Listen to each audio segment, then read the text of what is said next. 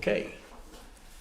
This October 29th, 2025 hearing of the Sykesville Board of Zoning Appeals is now in session. We're going to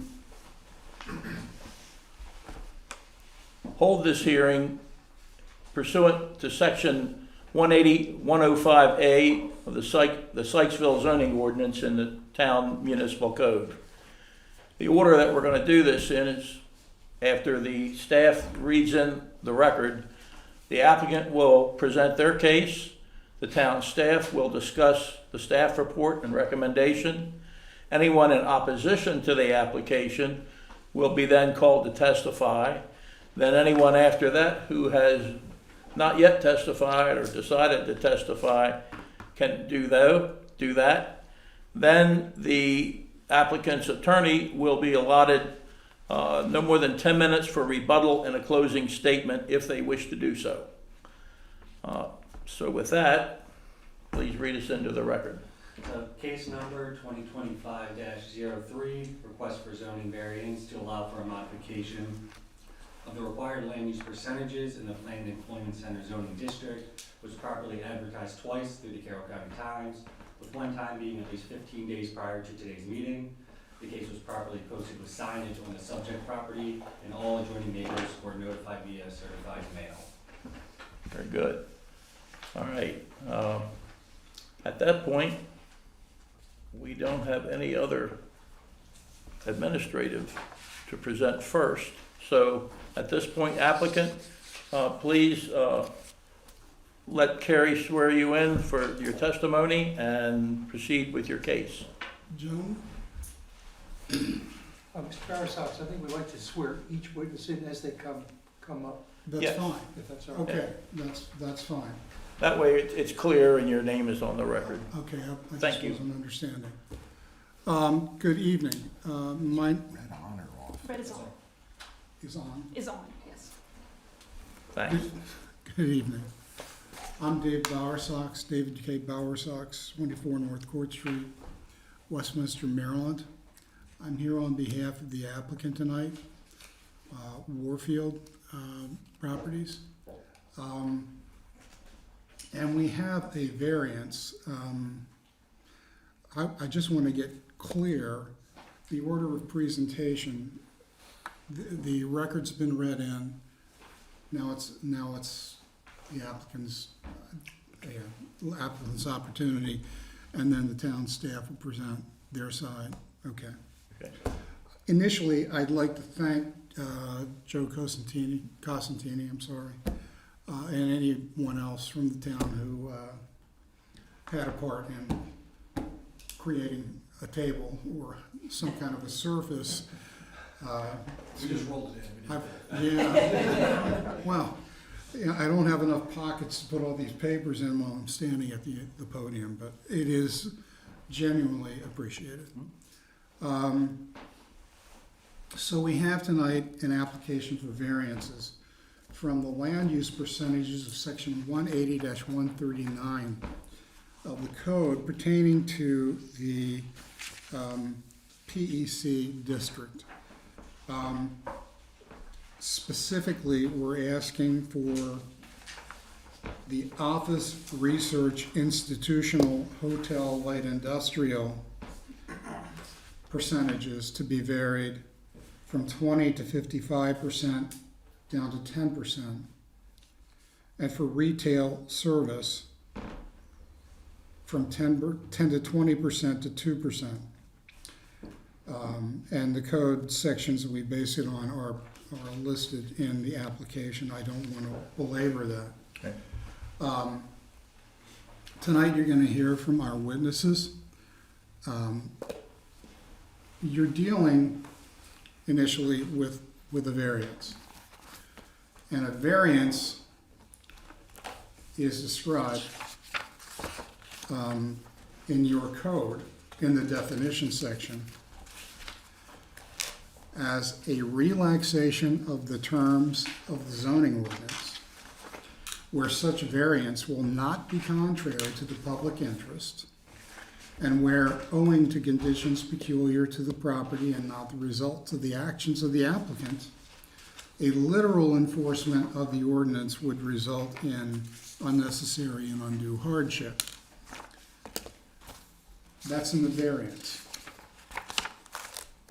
In the actual zoning code operative language conferring authority on this board in Sykesville, in 180-105 A3, the board shall have the power upon appeal in special cases to grant such variance from the terms of the chapter as will not be contrary to the public interest, where owing to special conditions, the enforcement of the provisions of the chapter will result in unwarranted hardship and injustice, and which will most nearly accomplish the purpose and intent of the regulations of the chapter. Now, that all sounds nice. Actually, the language of both sections is quite similar. There's terms that are being used like undue and unreasonable, I think it is, hardship. That is a legal standard, and we're going to have some discussion about that. One of the other things you're going to hear is, as a threshold matter, Maryland law requires that in order to grant a variance, there has to be something unique, unusual, peculiar about the characteristics of the property that result in a need for a variance in order to avoid that undue hardship, unnecessary hardship.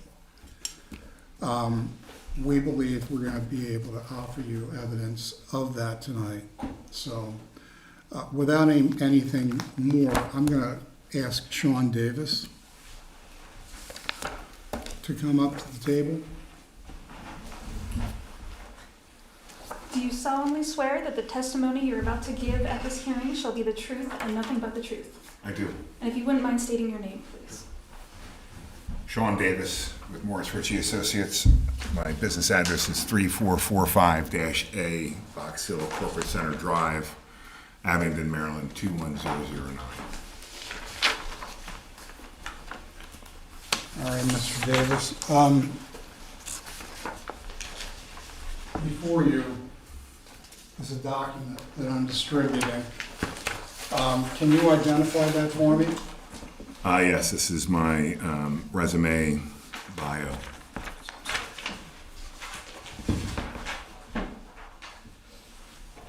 All right.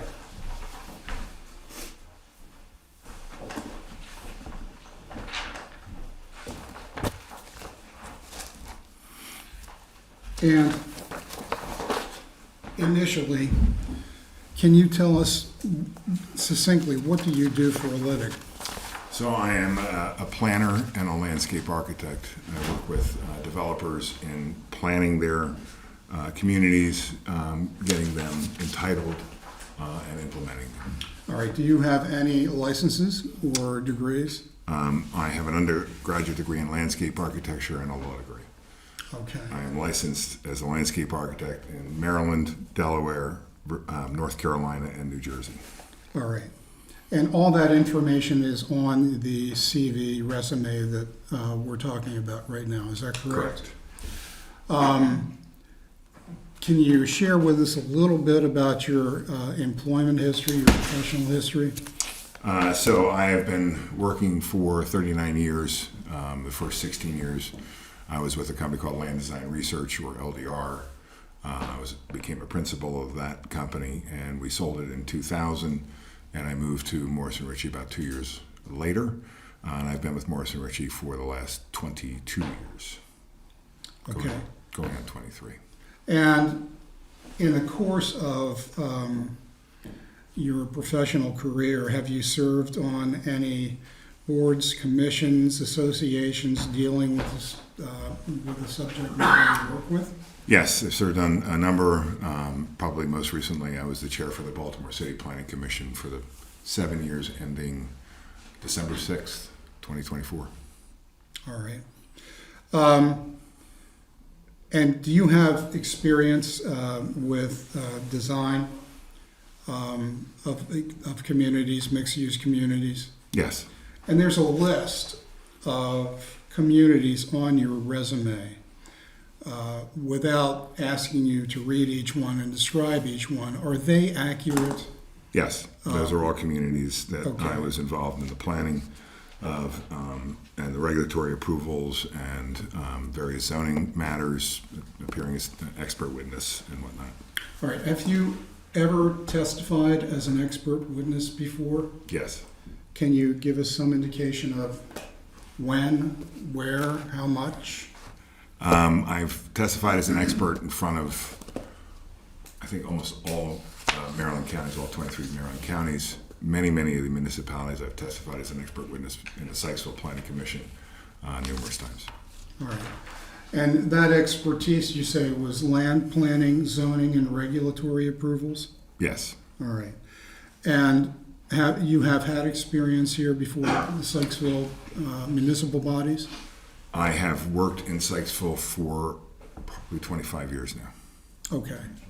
I'd offer him as an expert witness. Can I clarify that, because there was reference to his JD, that he's not being offered as an expert legal witness, expert witness on legal matters? I hope not. No. I'd also like to know exactly what field are you being offered for him as witness? Land planning, zoning, and regulatory approval. Okay. But again, with regard to zoning, not as a legal expert. simply- He's not a legal expert. Right, okay, It's more design that's fine. related. Have you, Mr. Davis, have you had experience working with projects, designing projects in the town of Sykesville? Yes. All right. And you say you've been working in the town for 25 years? Yes, on a number of different things. Main Street revitalization was the first project I worked with the town on. Then I assisted as a planner in the design charrette, the original design charrette for the Warfield property. Was involved in the rezoning for the Raincliff property. Helped the town in looking at the adjacent Parrot property, evaluating different development alternatives for that, and have worked on Warfield since that initial design charrette, serving on the Warfield Development Corporation board, and then working with the applicant since 2015, 2016. Okay. And you actually, in working with the applicant, prepared the design plan and the concept plan? For Yes. The PEC concept plan for it, is that correct? So going back probably in 2014, I worked with Dennis Hoover in creating the PEC zoning ordinance. And Dennis Hoover, for the record, is the former town attorney? That's correct. Okay. So Dennis and I went through and amended the town's comprehensive plan, and then developed the PEC zoning ordinance for this property. I want to ask for a continuing objection as to testimony about Dennis Hoover and what he did or didn't do, and it hasn't gone there yet, but anticipatorily what he might or might not have said, because he is no longer with us and cannot offer his testimony about what happened or didn't happen. At what point in time? I plan on making Yeah, no we're- comments about there's no- Dennis Hoover, so. Yeah. Then I withdraw the objection.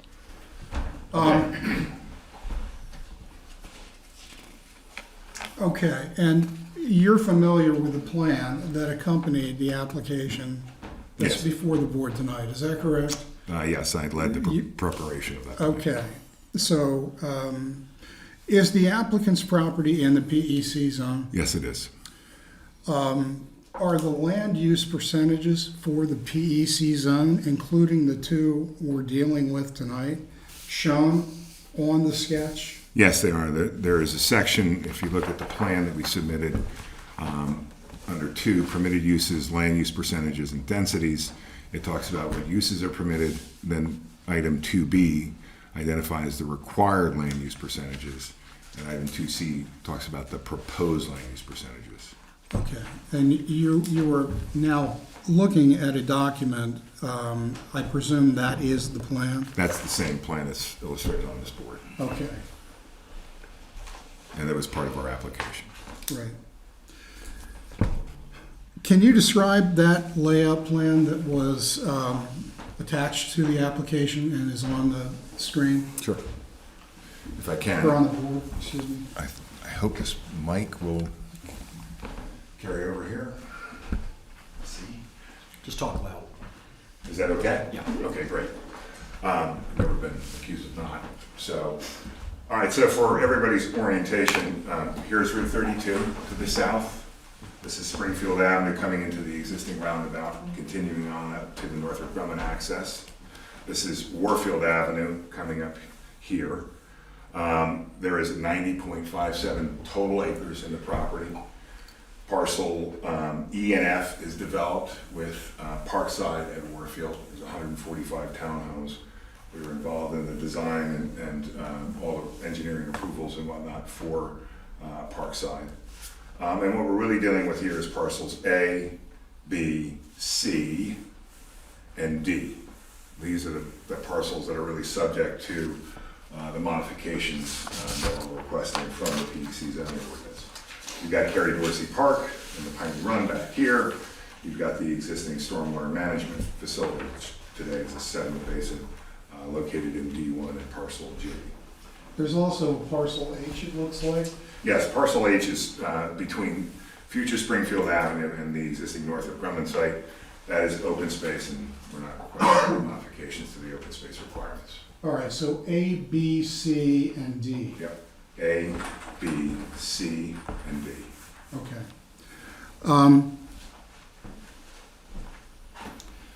Can you describe the shapes for those parcels?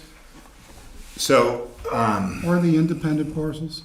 they are independent parcels, and it's important to point out that during the 2016 Plan Employment Center concept plan effort, beginning in 2016, when we were going through the PEC concept plan for the property, parcels A and B were combined. They were shown as one parcel.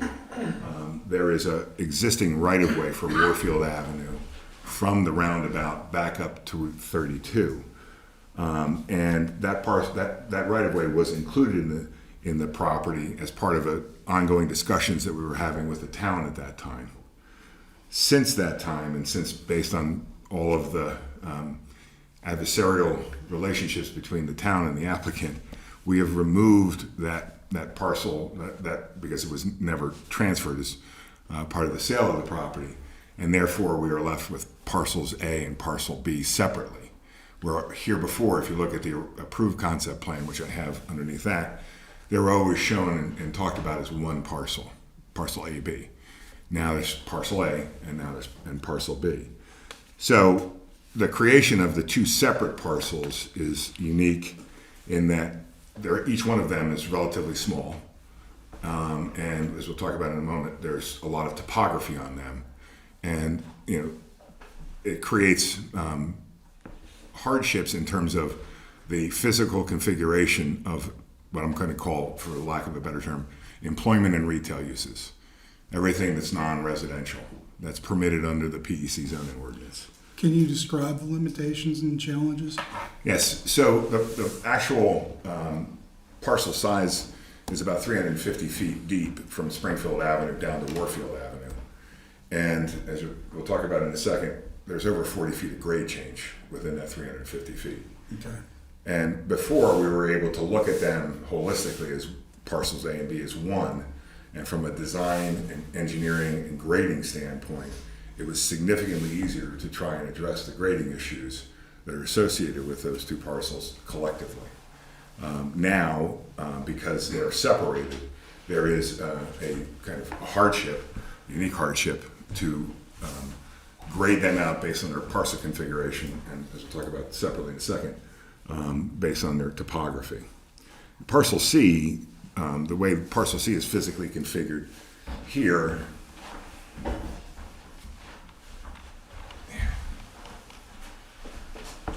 so here are 4 existing buildings, historic buildings, that are currently used for employment uses. You've got the Nexion building, you've got building F, you've got building G, and I always refer to this as Carroll Dance Studio. Forgive me, I don't know the name of it, it's been that long. So you have these parcels up here, and because of the boundary between parcel D and parcel C, you're creating a very unusual and irregularly shaped parcel, which again creates hardships in laying out employment retail related uses on that parcel. And then parcel D, probably, although the parcel configuration is relatively straightforward, the existing historic buildings on that parcel create unique hardships in defining parking and a variety of other things for non-residential type uses. And the buildings themselves will also create unique hardships, which we'll talk about in a second.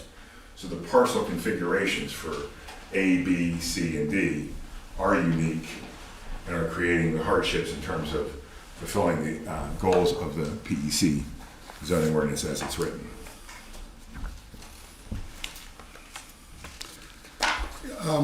You mentioned something about topography. So, as I mentioned, parcel A falls from a low point at Warfield Avenue and the roundabout, elevation 476, to a high point where the existing sign is for Warfield at historic Sykesville, to 514. So there's 38 feet of grade change across the 350 feet. That's a significant amount of topography to deal with for employment and retail related uses. Parcel B similarly falls 28 feet from a low point at 490 at its frontage along Warfield Avenue to a high point of about 518 next to the common boundary line with Northrop Grumman. But topography for parcel C is similar to parcels A and B, with a grade change from a low point of 476 at the roundabout to over 520 feet at its common boundary with parcel D up by building G. So there's a 40-foot grade change there. Again, very, very difficult hardship for locating and planning for employment and retail related uses. So parcel B is also, there was a case in April before this board about parcel B. Yes, That has been approved for a conditional use, is that correct? it's my understanding, yes. For an assisted living facility? That's correct. Okay. And with an assisted living facility, there's a lot more opportunity to pick up grade through the building because you're not talking about needing a single floor plate for a retail use or a office use. The nature of the assisted living facility has a variety of different components within the building that can operate in multiple levels with the grade change coming through. And I think as was presented, there is a significant proposed grade change through that building on parcel B. All right, so what about C?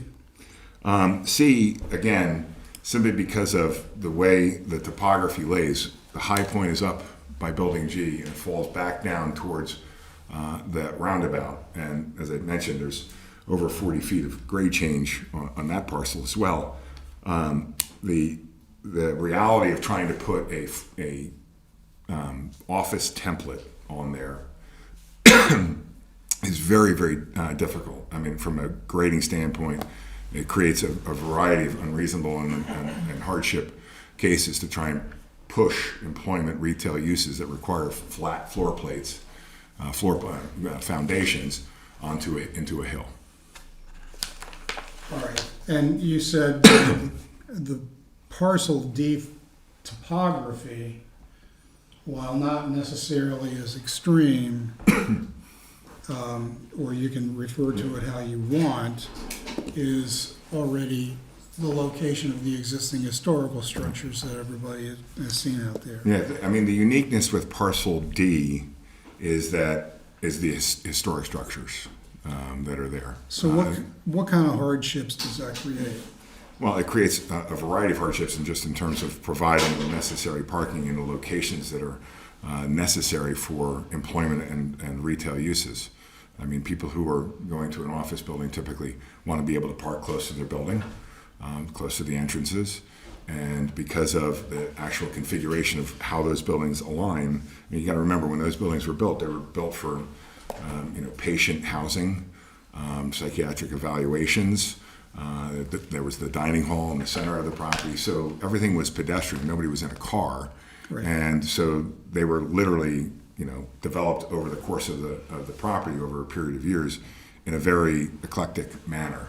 And so now trying to come in and say, okay, let's use office, let's put office or retail in those particular buildings is really difficult. You can see the difficulty that occurred with the Nexion building, trying to provide the necessary parking for the Nexion building, which, by the way, is very similar topographically to the Parcel C. So, All right, what were some of the constraints with the parking for Nexion? well, just look at the grade change from the parking lot up to the building. I don't know about you, but when I walk up those stairs, as I have several times, I'm pretty much out of breath by the time I get there to the building entrance. All right, what about the presence of utility easement, water sewer mains, other utility easements on the properties? So Are there any? Yes, the site is served by public sewer and water. When we were going through the concept plan process, we had identified on the concept plan, as has been identified on this concept plan, the permitted uses and the maximum amount of use that could be provided for each type of use. So, for example, there was over 500,000 square feet of employment type uses that could be located in the purple area, if you will. But we found out during the concept plan process that the county has limited the water availability to this site to a maximum of 142,000 gallons per day. And the county is the utility of record for public water and sewer? That's correct. And so what we thought we were might be able to achieve from a density standpoint was severely limited by the county's requirements for public water, what they would be able to provide this site in terms of total amount of water. So we actually had to come in and limit the amount of, in that particular instance, the amount of medical office that we would be able to use or that we would be able to potentially locate within this project because medical office consumes 7 times more water than general office does. Lots of doctors, lots of hands washing, so on and so forth. And because of that, we physically had to limit. We went through a series of discussions with the county. It started off with a letter from Andrea Gerhard. Thank you. Okay. I'm going to ask you to identify a letter, if I can get out of this chair, which I'm going to be presenting, distributing here. What is that? It's a letter from, it's a memorandum from Andrea Gerhard, who's a comprehensive planner for the Bureau of Comprehensive Planning in Carroll County. When we were submitting our concept plan package to the county, all of the county agencies were providing review and comment. And this is her response to our submission. And she goes down and says, if you look at the 2014 Carroll County Water and Sewer Master Plan, the master plan was amended through the fall of 2015 water and sewer amendment cycle to include a new split in allocation between the county and state regarding the Warfield complex. The amendment was reflective of negotiations and an agreement that the state would transfer 142,000 gallons per day from their allocation, which would be added to the county's allocation to cover the demand that would be generated from Warfield. This official agreement was signed on September 24, 2015. This amendment cycle was approved by the Maryland Department of Environment on August 31st, 2016, which is when we were submitting the concept plan. Before I get too far ahead of myself, I'm going to offer this. First of all, I'd like the CV of Mr. Davis. I'd like to have that as admitted as Exhibit 1, Applicants 1. He's talked about the plan. I know it's been attached to the application. I'm assuming it's part of the record, but for the record, if we could move the contents of the record into evidence. And this document, I'd like to mark as number 2. So this is when we learned of the limitation on the water resources that would be provided to Warfield. We then went back and Steve Sullivan, who is employed by Morrison Ritchie and was being directed by me during this process to establish how we would be able to achieve the 142,000 gallons per day in terms of what uses we would be providing. It's really important to point out that the one thing that we did not do, because we did not know at the time, the retail uses that were identified, we did not include any restaurant type uses. We were just using general retail. Restaurant uses, like medical office to office, restaurant uses has consumed significantly more water than just retail office. A shop has a bathroom in the back. Restaurants have the dishwashers and the bathrooms and the bar. And clarifying, do you have a figure for that? You said medical offices tend to use roughly 7 times more. Do you know what restaurants tend to use? I don't. Okay. I don't. The general requirement for retail is 0.2 gallons per day per square foot. Okay, and that's in a memo, which I think, did you just hand that out? I did. Okay. The memo that was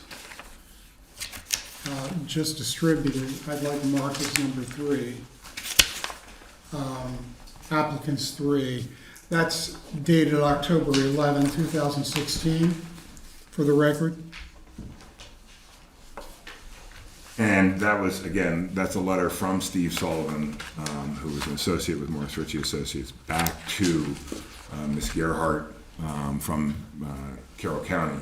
That would be exhibit number 2, and the date on that memo is September 22nd.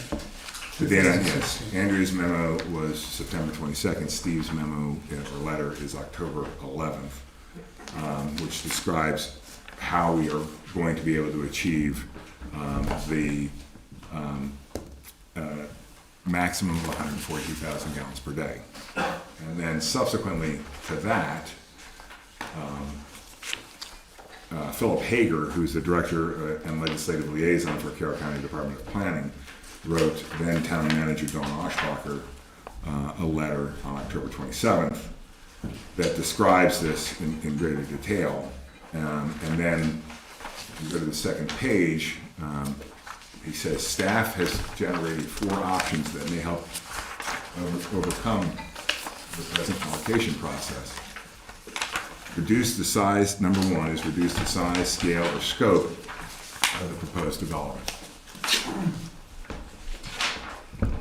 Number 2 is adjust the water and sewer service area within the town of Sykesville according to the county's buildable land area inventory, which has 237 potential buildable residential lots within the corporate limits in order to make up the 20,000 gallon per day deficit that was identified. Number 3 was restrict certain types or amounts of development established within the Warfield complex, which would limit the type of uses within the development. This would be a way that would ensure that the 85-15 split between general and medical office would remain permanent. And then 4th was renegotiate with the state. Perhaps the state would agree to release additional capacity. When they talk about the state, that was Springfield Hospital that they were talking about in that particular instance, because what was happening is this property is formerly part of Springfield, the overall Springfield Hospital, and so they were relying on their allocation. And when this was split off, Springfield Hospital said, we're keeping this amount of gallons per day, and we're allocating that to Warfield. Well, that came to our attention in August of 2016. when it was approved by MDE. And so all, these four, if you will, limitations on potential to develop the property are pretty significant and unique to this property. Would Springfield Hospital Center agree to release any additional not. capacity? We had numerous discussions with Springfield Hospital and they would not. Okay. I'd like to move, if I haven't done two, 3, and 4. Can I ask a question? Okay. Is Springfield Hospital conducting the same level of care and occupancy now as they were then? I don't know. I don't know how many patients they were serving at the time versus how many patients they're serving now. I'm sorry. Okay. I know that originally when the property was transferred from the state to the town, a portion of the property north of Piney Run was retained by the state for the police facilities that are out there today. That was originally part of the property that was going to be transferred, and then the state peeled that back and said, no, we're keeping that for the state police barracks and training facility, which they did. I don't know how much water was provided from the Springfield Hospital to the police, Right. but I know that Warfield ended up with 142,000 gallons per day, which obviously limited the capability, which is very unique to this property. Did the National Guard Training Center, whatever that thing is that they built up there on 32, does that impact this?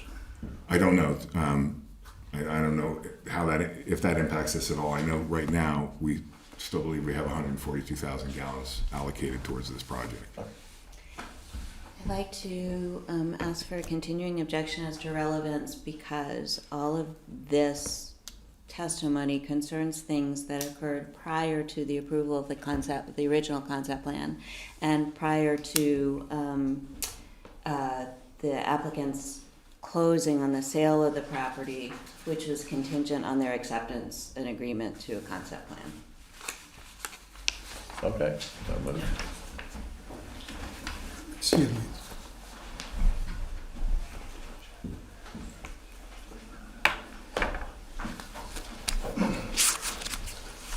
We believe it is relevant. We're supposed to be looking into today, this evening, about circumstances that are peculiar to this site that affect it. And this is certainly a condition that is peculiar to the site. And Mr.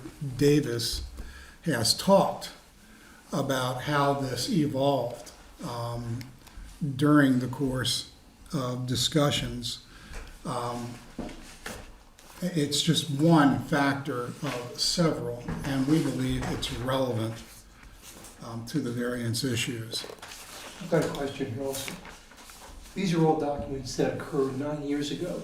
Correct. Has there been any updated information since then with regard to the availability of water and sewer? No, because we've not been able to submit any plans to Carroll County that would require any modification to what's already approved. But there's no other information you can get from them as to the availability of how many gallons per day might be available? Not to my knowledge. I think we have to submit an application. Okay.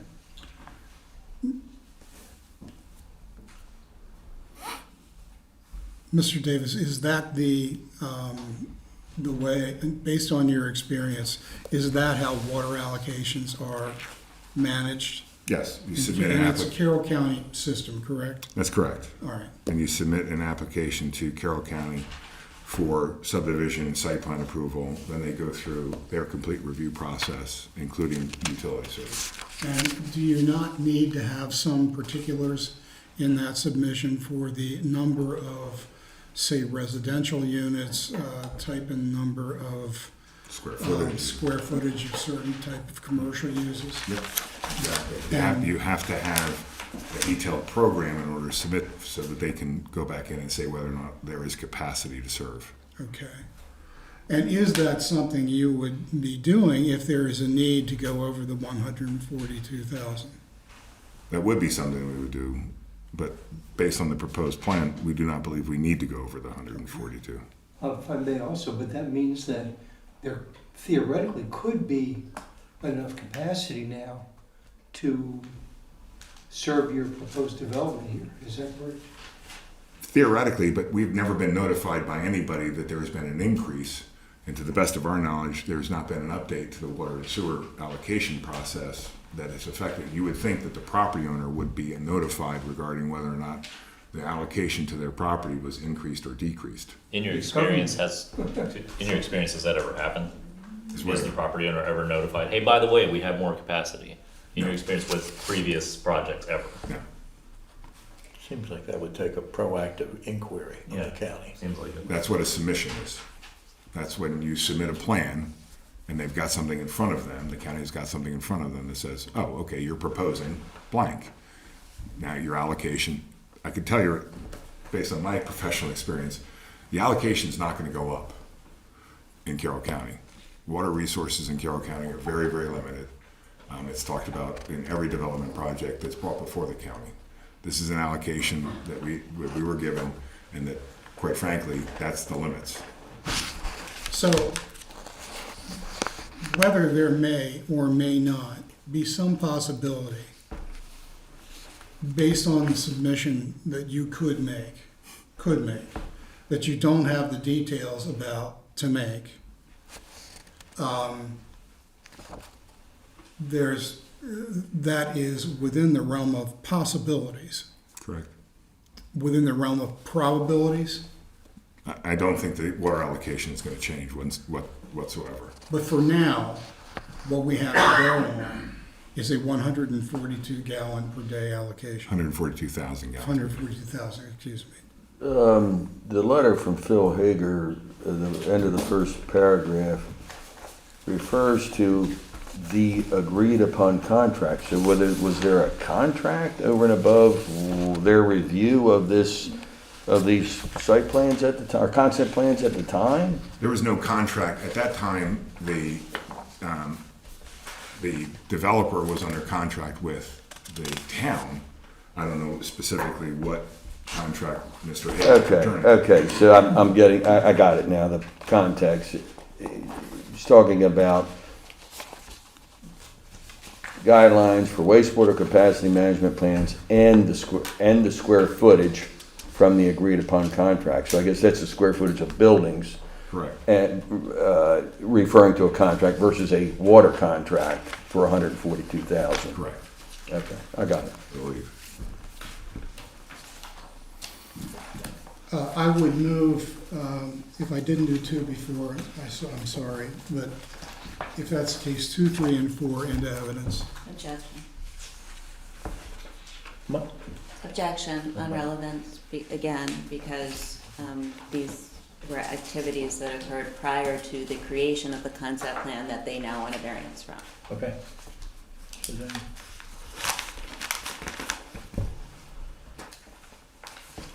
So noted, I guess. Pardon me? We're gonna note the objection. Noted, that's all. Okay, I didn't. That'll be part of I the didn't pick record. that up. That's Mr. on the Chair. record, yes. Yeah. So what is the import of those 4? Is it simply that there is, we know there's 142,000 gallons? Correct. All right. And, And that did place limitations on the concept plan at the time, all right, so which I believe is unique to this site. So if there's a need to work within the budget, if we can call it that, of 142,000 gallons per day, which type of uses does that impact within the Warfield concept? So In other words, what types of uses? the biggest the one thing that's absolutely clear is the county uses 250 gallons per day per residential unit. That's abundantly clear. So if you have a certain number of residential units that you're submitting, the equation is very simple. It's that times 250 gallons per day, that's your total figure. When you talk about office, well, I don't know whether or not it's going to be medical office or general office. When you talk about retail, well, I don't know whether or not it's going to be a restaurant or a shop. And so it's difficult to build something and say, okay, I've got to build this in order to bring a tenant here, but I don't know whether or not I'm going to be able to serve that tenant with water once they sign up. Because if it's a restaurant, I may be at the end of the capacity ring and I'm done. And so it's very, very difficult, in my opinion, creates a practical difficulty. Am I understanding correctly, though, that this was all known prior to the current owner's settlement on the property and prior to the approval of the current concept plan? That's correct, it was. Okay.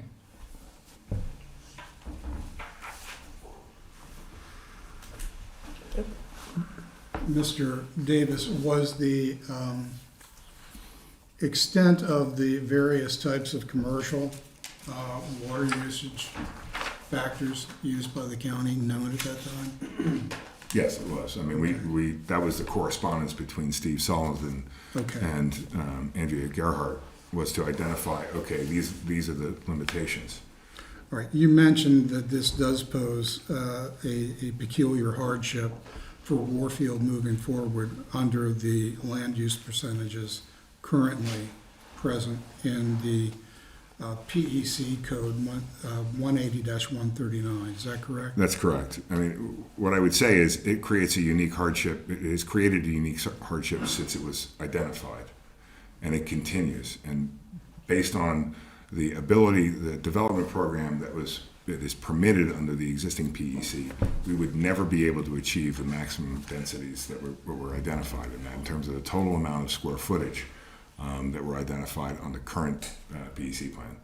So that is, in my opinion, a unique characteristic moving forward when we're looking at this property. The square footage, you're referring to commercial, retail, Light industrial, office. non-residential uses. Correct. All right, you mentioned the existing topography, the existing historical structures on parcel D. Are those characteristics similar to those on surrounding properties? No, I don't know of any property that's zoned, well, there is no other PEC zone property in the town that has historic structures on it. All right. And what are the particular limitations or challenges that are implicated by the presence of those structures on parcel D?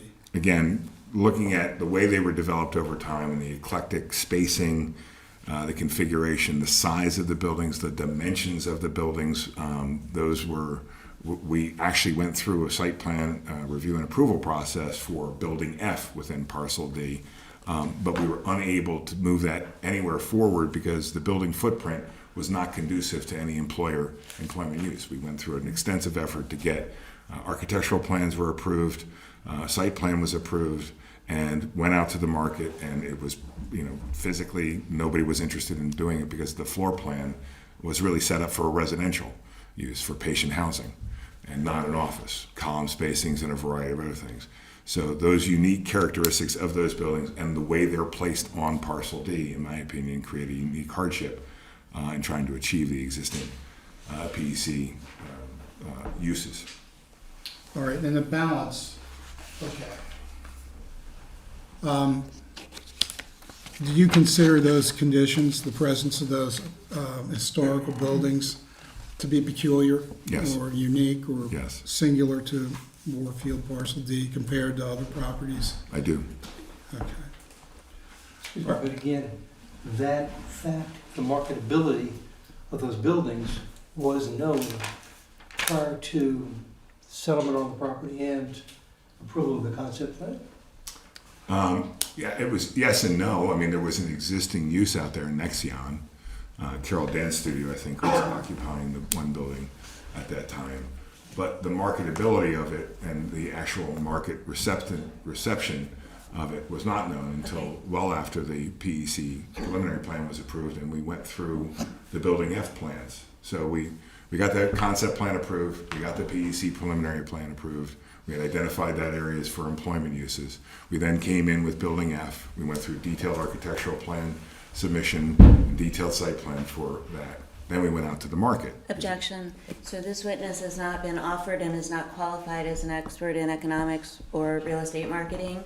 And so I want to object to that testimony and ask to strike any of the testimony that goes to the marketing of the property. In addition, I believe that the cases are clear that the marketability and profit to the developer are not relevant to a discussion of hardship. So noted. Mr. Davis, there is another feature that has arisen over the past year or two. Are you familiar with the Home Equity and Affordability Act? Housing. Housing Equity and Affordability Act.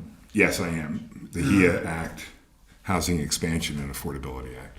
In your opinion, does that act apply to the Warfield site? Objection, legal conclusion, and I request that the board not allow the witness to answer that question.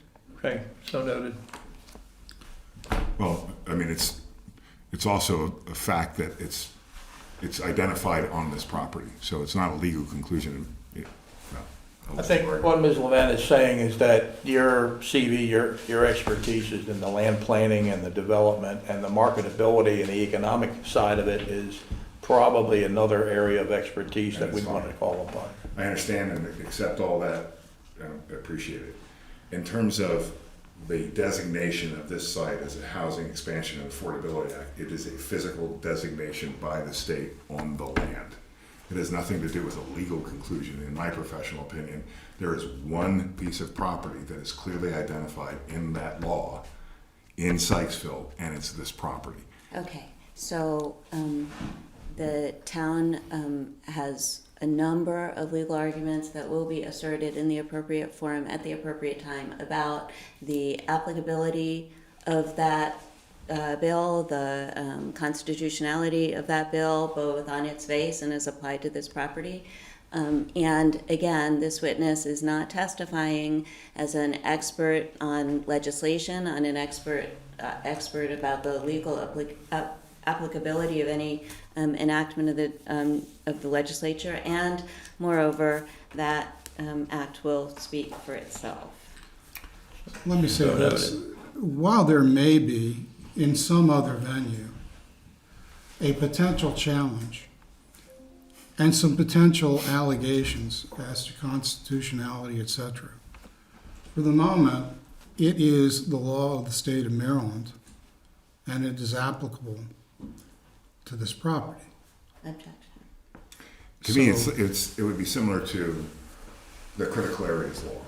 The critical areas law is at the state level. It's been implemented by the local jurisdictions. It applies to the property where it's clearly identified that it applies to the property. Everything within 1,000 feet of the mean high water line of the bay and its 7 tributaries is in the critical areas. The HEA law specifically identifies properties within it, and the Warfield property is one of those properties that's identified. I think what Ms. Levin has stated is good in that, or is accurate in that, we're not done with that law. Whatever that law says today may not wind up being what impacts Warfield. Is that a safe translation? In legal challenges and in addressing that, we can't take it on its face value today in consideration of this particular application. Yeah, I would say that this is not the appropriate forum for the adjudication of the propriety, constitutionality, or impact of that law on this property. You understand that? Is that clear? Is everybody? Respectfully, Okay. that doesn't change the present reality today that HEA has been adopted, it is effective, and it has designated the Warfield site as a qualified project. That, whether sometime in the future that might change, we might as well not talk about anything if that's going to be the standard we're held to. But as of today, that's the law in the state of Maryland. The applicability of that law is not established, and let me go further and say that the issue before you tonight is whether there is an unusual characteristic of the land that arises from the land. And manifestly, what the legislature did or didn't do is not a characteristic of the land that can give rise to a need for variance. And I would ask the board to confine the discussion tonight to the factors that are relevant to the establishment of the criteria for variance. And we'll take objection to the suggestion that the status of this property as a HIA property cannot be considered in a variance context. It was the planning commission chair himself who sat in a planning commission meeting and said, the HIA law applies to this property. Period. But the Objection, question the is- planning commission chair is not a witness here tonight, and what Public he statement. said or he didn't say is not testimony or evidence that is properly before this No. entity, All right. and it's hearsay. Yeah, let's move on to again, the land use and the percentages and so forth, the land planning issues, rather than the legislation, which may or may not in the future, whatever it says today. Now, the unique characteristics that you referred to, the various characteristics, the topography, the shape of the properties, the availability of water supply or not. All of them individually and collectively, how do they affect development of the site shown on the concept plan? They make it very unreasonable to develop it as it is currently zoned for, in terms of the percentage of land uses. It makes it very difficult to develop employment and retail uses on this property. Reasonably hard, in my opinion. Is it the same impact on residential No, it's not. residential uses? No, residential is much more flexible because of the floor plate that you're using. You're using much smaller floor plans with townhomes and a variety of different products. And those units can pick up grade across and between the units, which you can't do in an office building. So with the current land use percentages that we're asking to have varied tonight, do those conditions, do they prevent the property from being, do these conditions prevent the property from being used to the extent of those percentages? That we're proposing? No, the ones that exist. Yes, they do. Okay. So as a planner, and based on your expertise in zoning and regulatory approval, do you believe is the use are the variances that we are requesting are reasonable? Yes, I do. I believe that Can you explain why? I believe the requested variances in the land use percentages are the minimum required variances to the existing percentages that will allow the applicant to achieve the desires of a variety of different legislative intents. All right. The request also takes into consideration the water allocation for the property, and I believe that the proposed residential uses are a reasonable use of this property. All right. And would the requested variance allow the development of the property to occur within the, I'm going to call it again, water budget of 142,000 gallons per day? Yes, it would.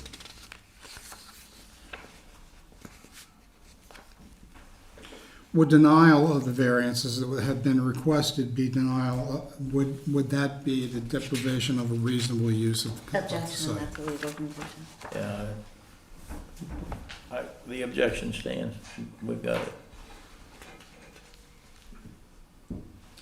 Now, if the variance is granted,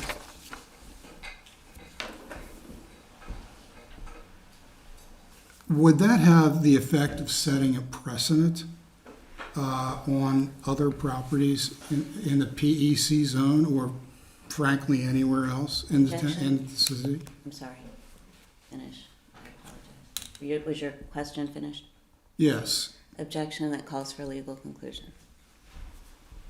Okay. He's been.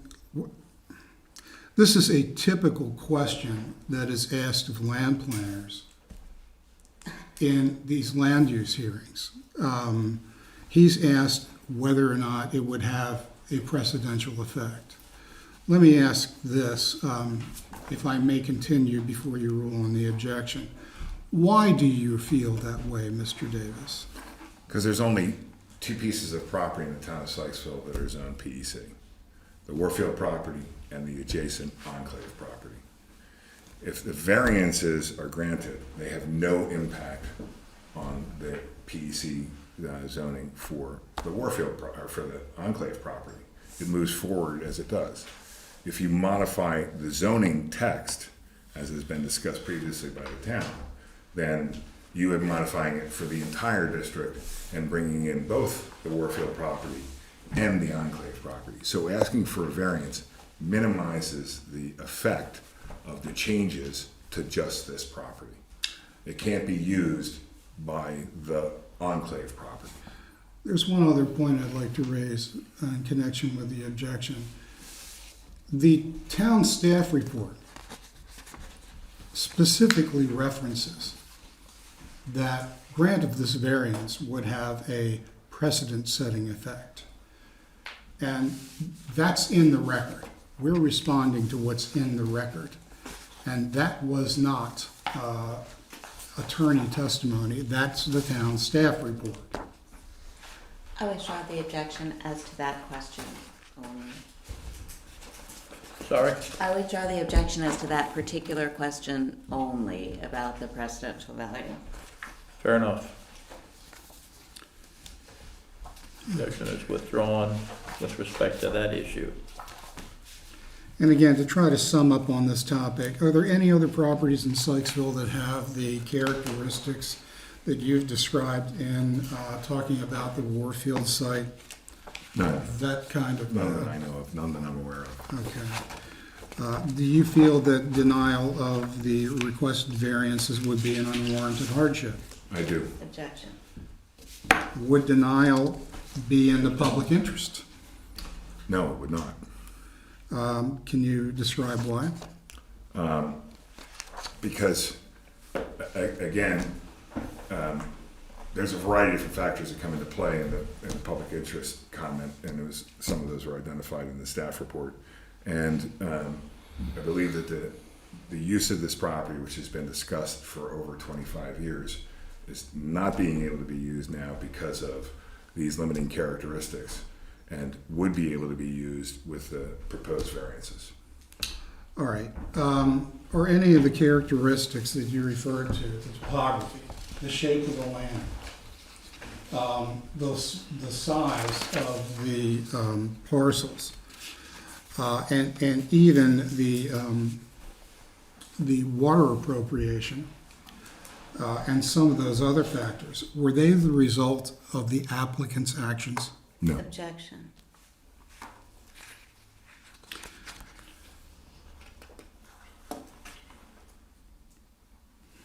Do you believe that if the variances are granted, would that have any adverse impact on neighboring properties beyond what's already there? No, I do not. Can you explain?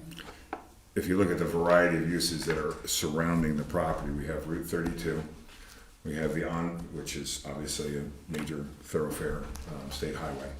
We have the enclave property immediately to the west of the property. That is being proposed for residential uses that are adjacent to existing residential uses. So additional residential uses on this property would not negatively impact those.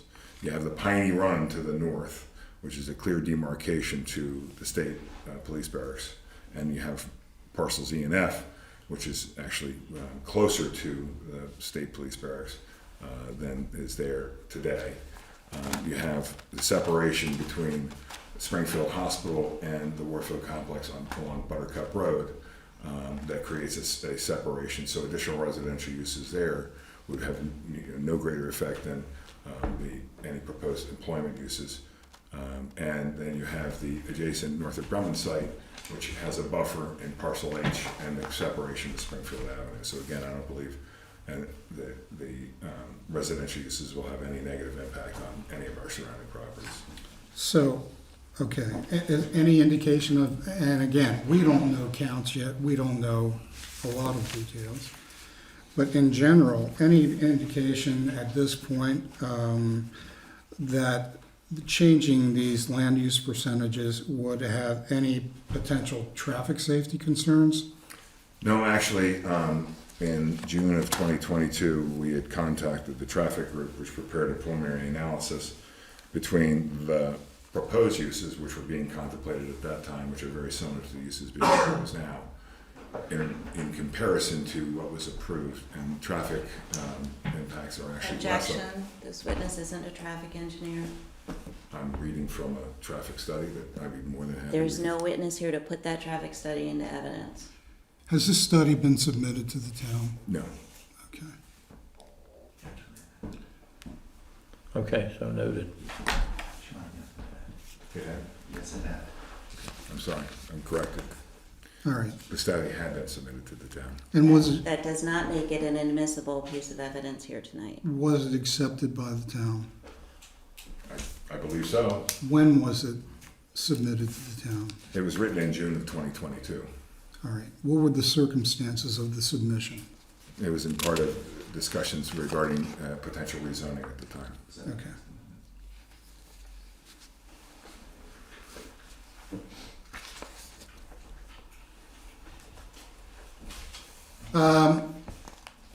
If these land use percentages are granted, the number, would there have a negative impact on the orderly growth of the community, in your opinion? No, in fact, I think it would help achieve the visions and goals established in the town's comprehensive plan, Vision 2030, which clearly identified this property for a mixture of uses, including residential. In your opinion, would this allow the most appropriate use of land and structures?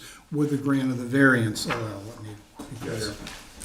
Taking into consideration all the existing conditions of the property, yes, I believe it did. Okay. I have no further questions for Mr. Davis at this time. I have some. Okay.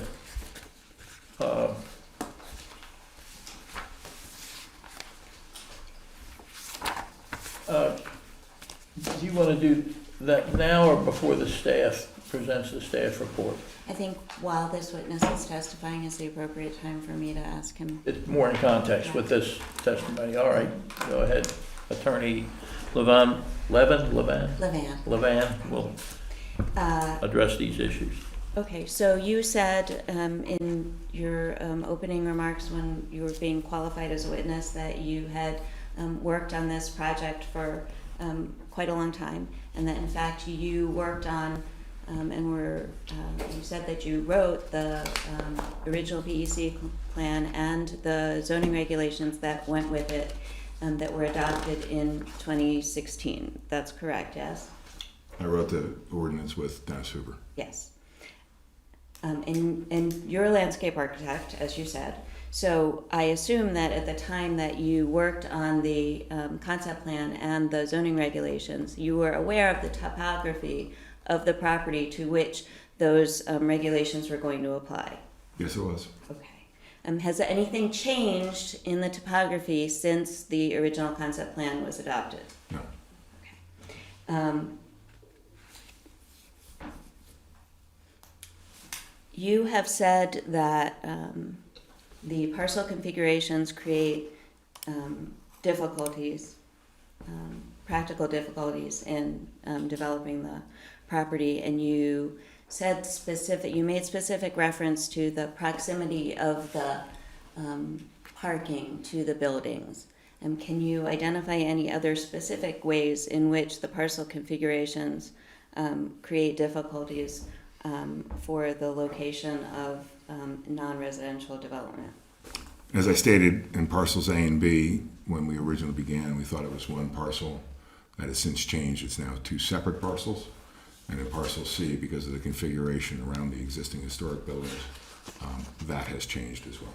Understand, what I'm asking you is, aside from the location of parking somewhat farther away from the buildings than I understand you to believe is ideal, what other specific ways in which do the parcel configurations create difficulties for the developer in locating non-residential development as opposed to residential development? I think I answered that. So nothing else?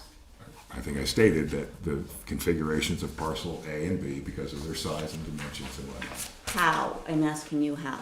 How did they? How? Because of the configurations, access, the topography, make it unreasonable to locate those uses. In what way?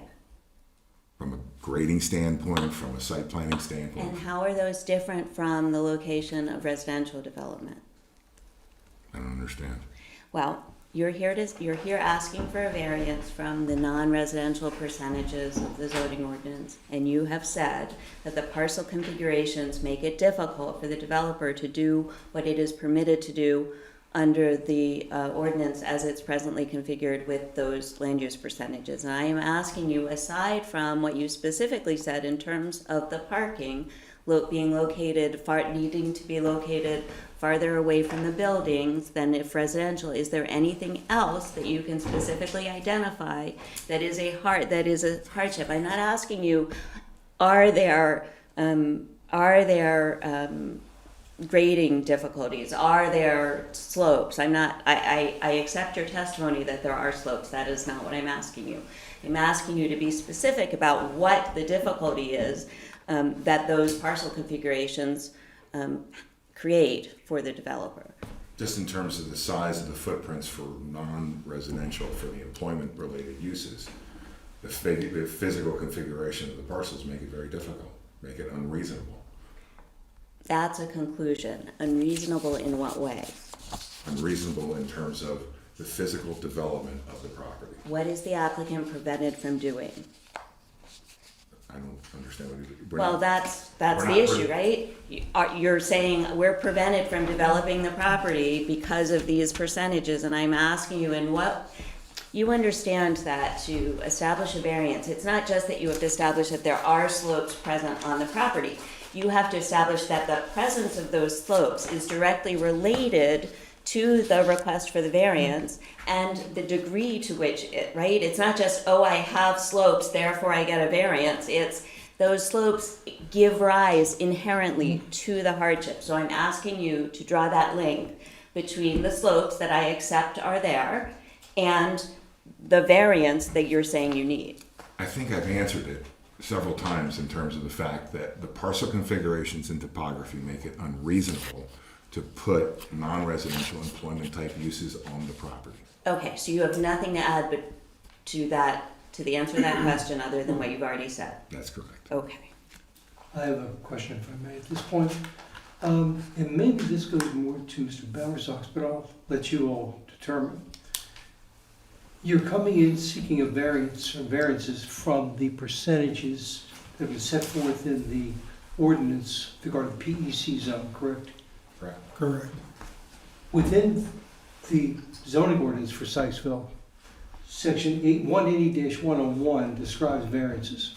And in that, it says that variances that in accordance with section 180-105, which is the section that allows the Board of Appeals to have jurisdiction over that issue, variances from height, lot area, lot width, yard regulations, parking space requirements, side regulations, and distance requirements specified in section 180-16.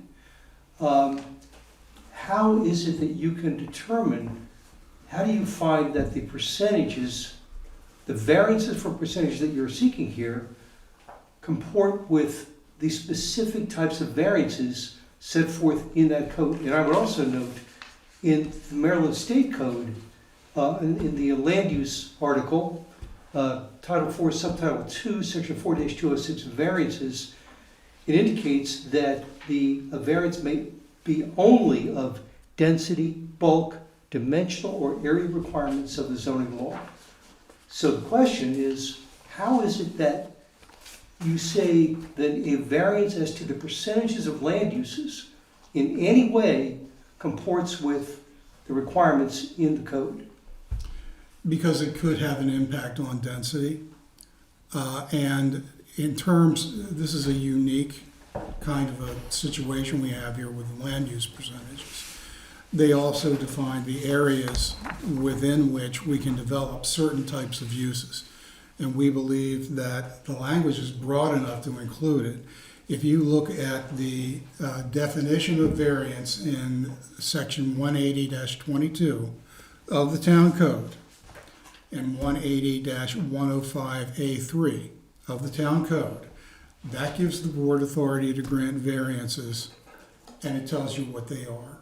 So I didn't draft the ordinance. Understood. But let me ask you this also. Wouldn't you say that the percentage of land uses set forth in the PEC portion of the ordinance relates really more to land uses? That is, what you're seeking seems to be more in the way of a use variance than a bulk variance, if you will, just say generically. Explain how you would, because you're talking about the nature of this zone, which is a mixed-use zone, and the way in which the town council determined this zone to be is by setting forth certain percentages of certain land uses. That seems to me to be related to use issues, not to the type of specific bulk and other types of variances that are specified in the town code. It's the area. A land use percentage is by definition the area of the land within which you've got the classifications. And we are just asking for the variance from that as a variance of area. This provision is different than you typically would find in the bulk regulations.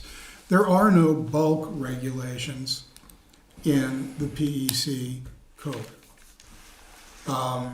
So what we are going on in the PEC code is the constrictions of how much of the land can be used. We believe that it's appropriate as an area variance. We also believe it's significant in determining the density of potential uses. As a planner, when I was looking at the code that you just cited, I was focusing on the area. To me, area was undefined in that to a specific thing, and we are asking for the areas within which that govern the development of this property to be varied from what is in the PEC zoning ordinance. But let me ask you this. Also within section 180-139, which sets forth the percentages, it talks about the fact that building square footages shall be used to determine the land use percentages. So I guess when you say it has to do with area, it seems to me that's not necessarily correct, because let's say you erect a 5-story building on a particular parcel. That will have a footprint of a certain area.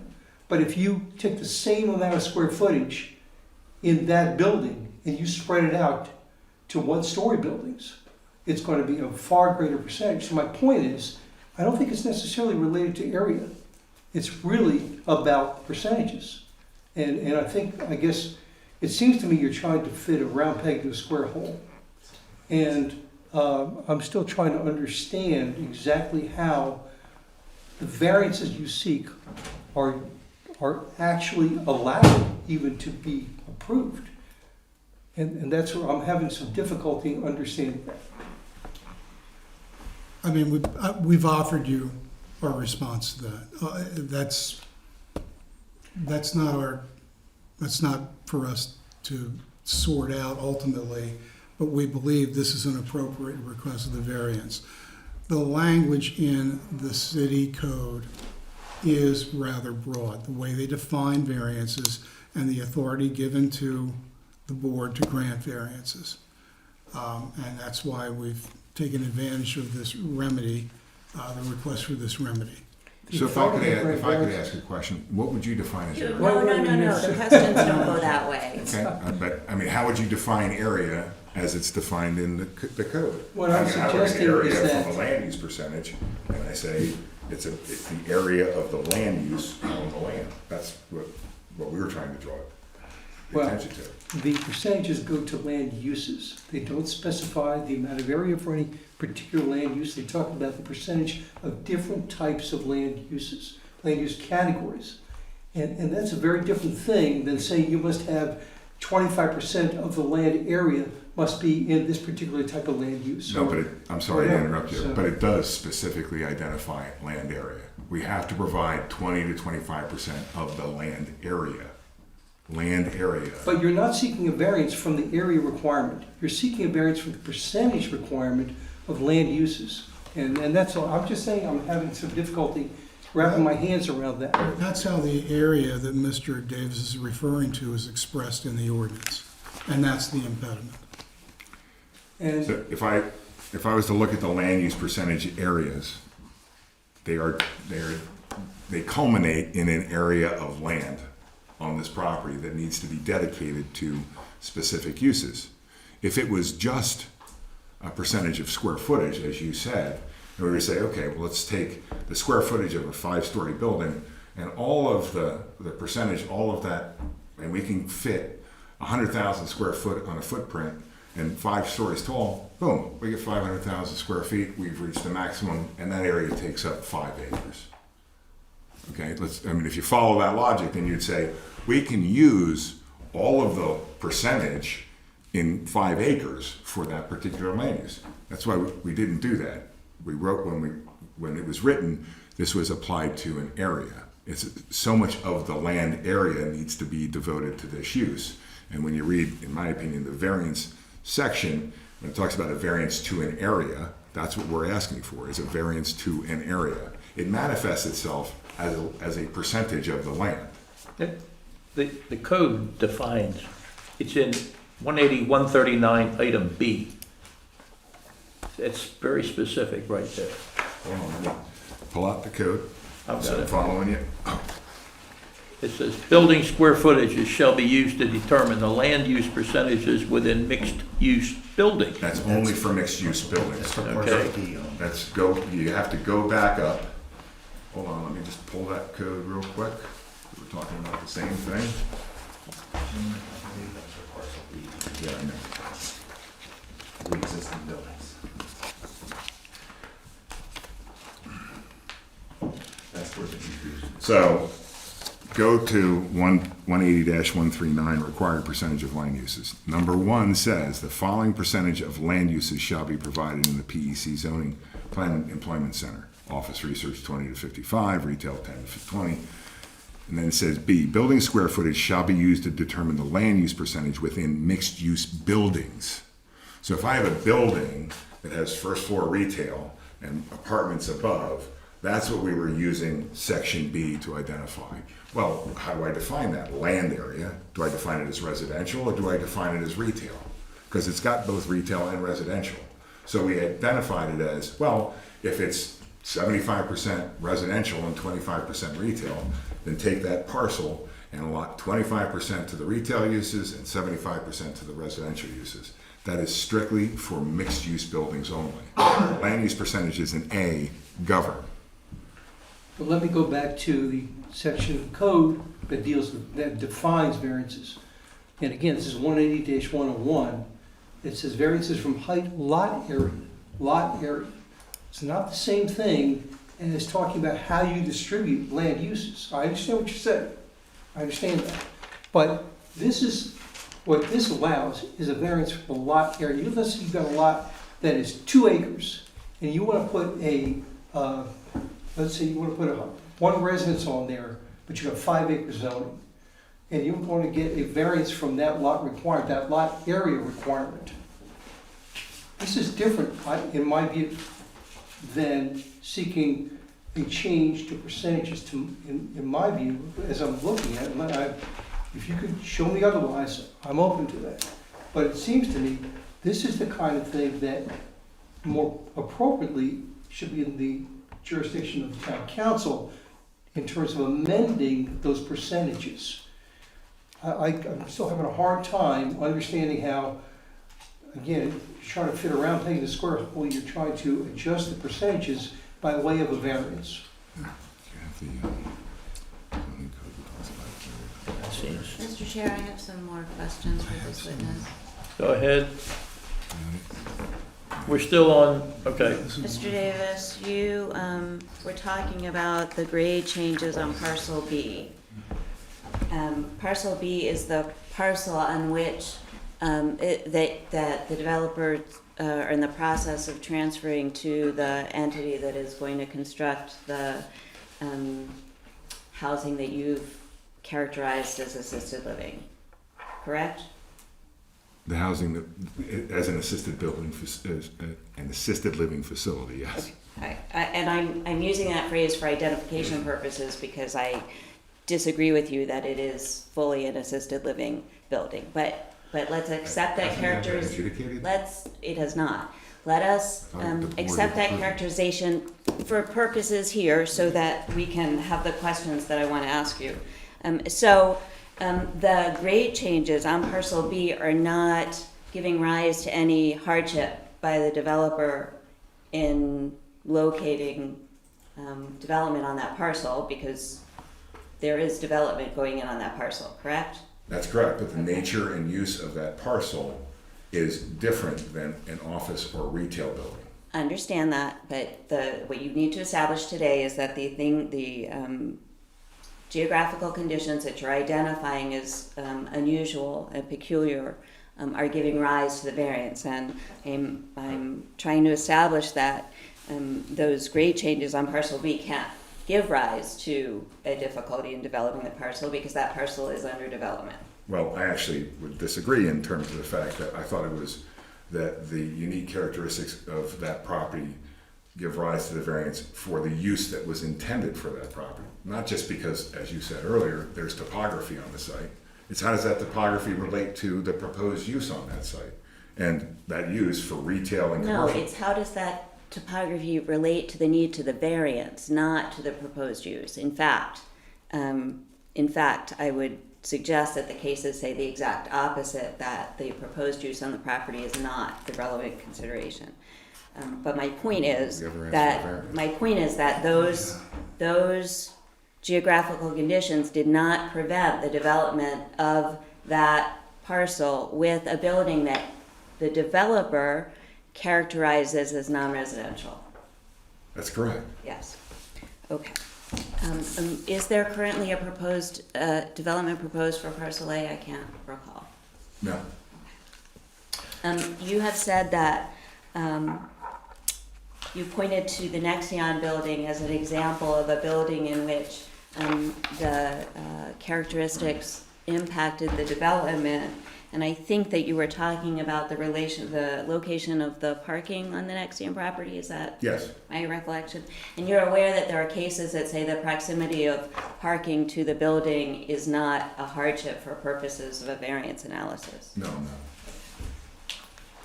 When did the applicant close on the purchase of the property? Specific date, I don't remember. It was after the preliminary plans, or the final plans for parcels. If I tell you it's in June of 2018, does that refresh your recollection? Around that time, that's when we got the final plans approved for parcel B and F. And you are aware that the developer's contract allowed it to decline to go to settlement if the concept plan and regulations were not agreeable to the developer. Could you repeat the question? As soon as I finish it. You're familiar with the terms of the purchase and sale agreement, as I recall from your.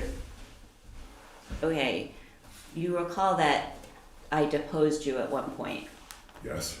And that we talked about the purchase and sale agreement? I'm not familiar with the details of the purchase and sale agreement. Okay. And I'm not being offered as a legal expert. Understood. I'm asking a factual question, not a legal question. Okay, so you were talking about the fact that you couldn't know that what kind of office buildings you would be looking to develop on the parcel. You know, was it going to be medical? Was it going to be something different? And that was relevant to what you are characterizing as a shortage of water available to develop the property in conjunction with the zoning regulations that you wrote for it. But in fact, those letters from 2016 are those things occurred 2 years prior to closing, correct? They appeared prior to closing, 2 years again. But yes, they were part of the concept plan, which happened prior to closing. Okay.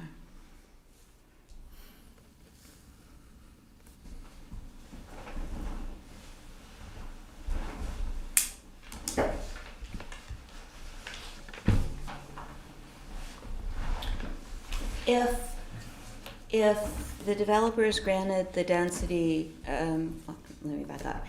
You understand that density is a separate concept in zoning from lot area, correct? Excuse me? You understand the concept of density, Yes, of course. and that density is something different than area. When the cases talk about area variances, they're not talking about density variances, correct?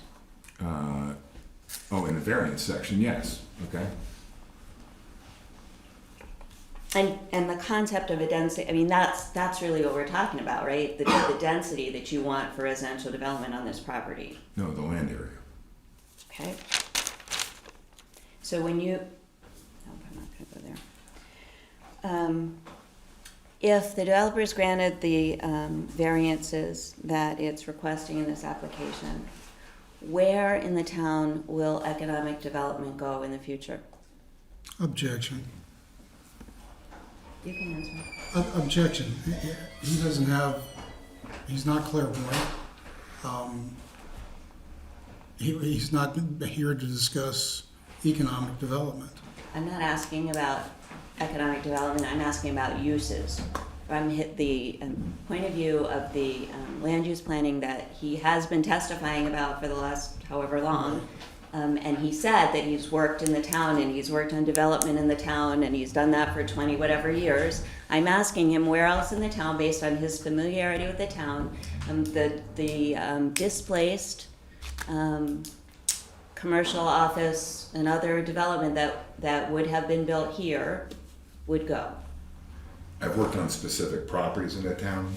I didn't work on a comprehensive plan. So you don't know, There are probably plenty of other locations where employment can go in the town. such as?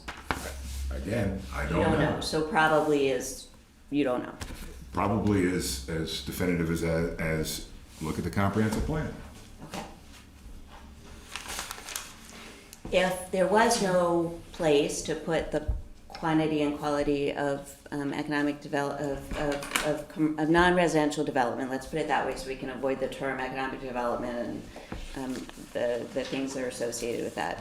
We'll just call it non-residential development. If there is no location in the town for that kind of development to go, then would Objection. you agree that? Objection. That's got nothing to do with what he testified to, and it's got nothing to do with what we're here about. He testified that granting these variances would not impair the public interest. He testified Correct. about the criteria for a variance. He And he testified that it would, he and I am explained- asking him a question about that testimony. He explained what he meant by would not be detrimental to the public interest. No, he actually didn't. He just said it. It was a conclusion. He said nothing about why that was. And I am asking him a question on the subject to which he testified, which was that it would not impair the town's the concept plan, the master plan, whatever the guiding development documents are. I'm asking him. I don't believe he testified to that. You don't believe he testified that this variance would not impair the public Oh, I'm interest? sorry. Would not impair, okay, He testified to that. And yes. I'm asking him to testify on that subject if there is no other location for the non-residential development that's going to be foreclosed by the change in densities that you are looking for in this variance application. How does that not impair the town's interests in future development? I don't know how it would or would not impair the town's interest in future employment development. There's other undeveloped property, there's properties around the periphery of the town that could be annexed into the town that would be more appropriate for employment development than this because of the topography and the parcel size and a variety of other factors. The evolution of the town has changed over the years, and it can continue to change because if the town believes that the economic development or the employment and non-residential development is important, then they would find appropriate land to put it in, other than what is being, other than the Warfield property. Okay, so we're going to talk about your comment about annexation in a minute. But assuming that they did annex property that was adjacent to the town to put this sort of development on it, they could zone that PEC, could they not? They could zone it whatever they want to zone it. So your testimony that, Objection. your testimony that this could never set a precedent for other PEC properties because there are no other PEC properties is undermined by your very contradictory testimony that Objection. That they could just Objection. annex new land Don't answer. and randomly put the property there. Let me interject something here. Mr. Bowersox, earlier in your testimony, you noted I did that, not testify. what's that? I didn't testify, Your presentation. yes. Earlier in your presentation, and this will apply, I think, to Ms. Levine's question.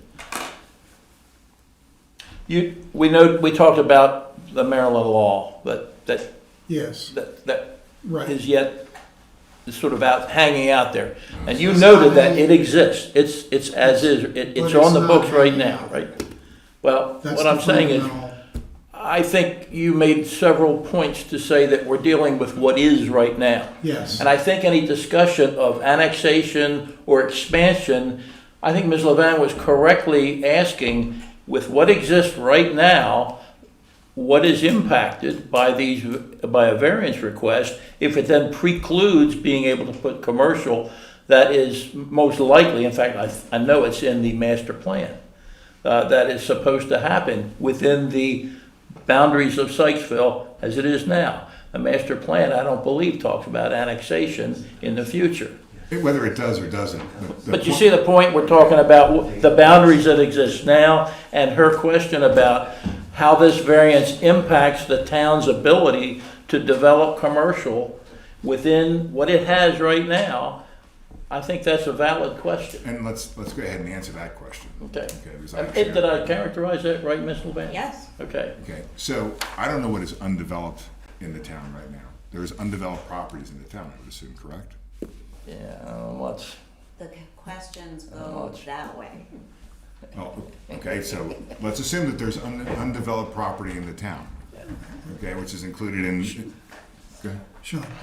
it's in The the, basis of my objection yeah. is that he's being asked to anticipate things which are not in existence now. That's fair, but you're also you're also saying your hardships are caused by things that we don't know the future of. Some of those hardships are still on issues that are, they're gray. Such as, Well, it's the in all topography the is what it testimony. is, the Property. area is what it is, the slopes are what they are. We don't know what the water supply situation is, other than We the know- last time you asked about it, which was years ago. We know right now the only allocation, only one out there, is for 142,000 But gallons. when was that? 2016. Yeah, that's Why 9 would years this- ago. But that's what we have. And there's no reason for the state or anybody else to change that. That's the allocation for the property. We as don't it is. know that, do we? Well, that's the allocation that was agreed upon by MDE for this property. Back then. It hasn't changed.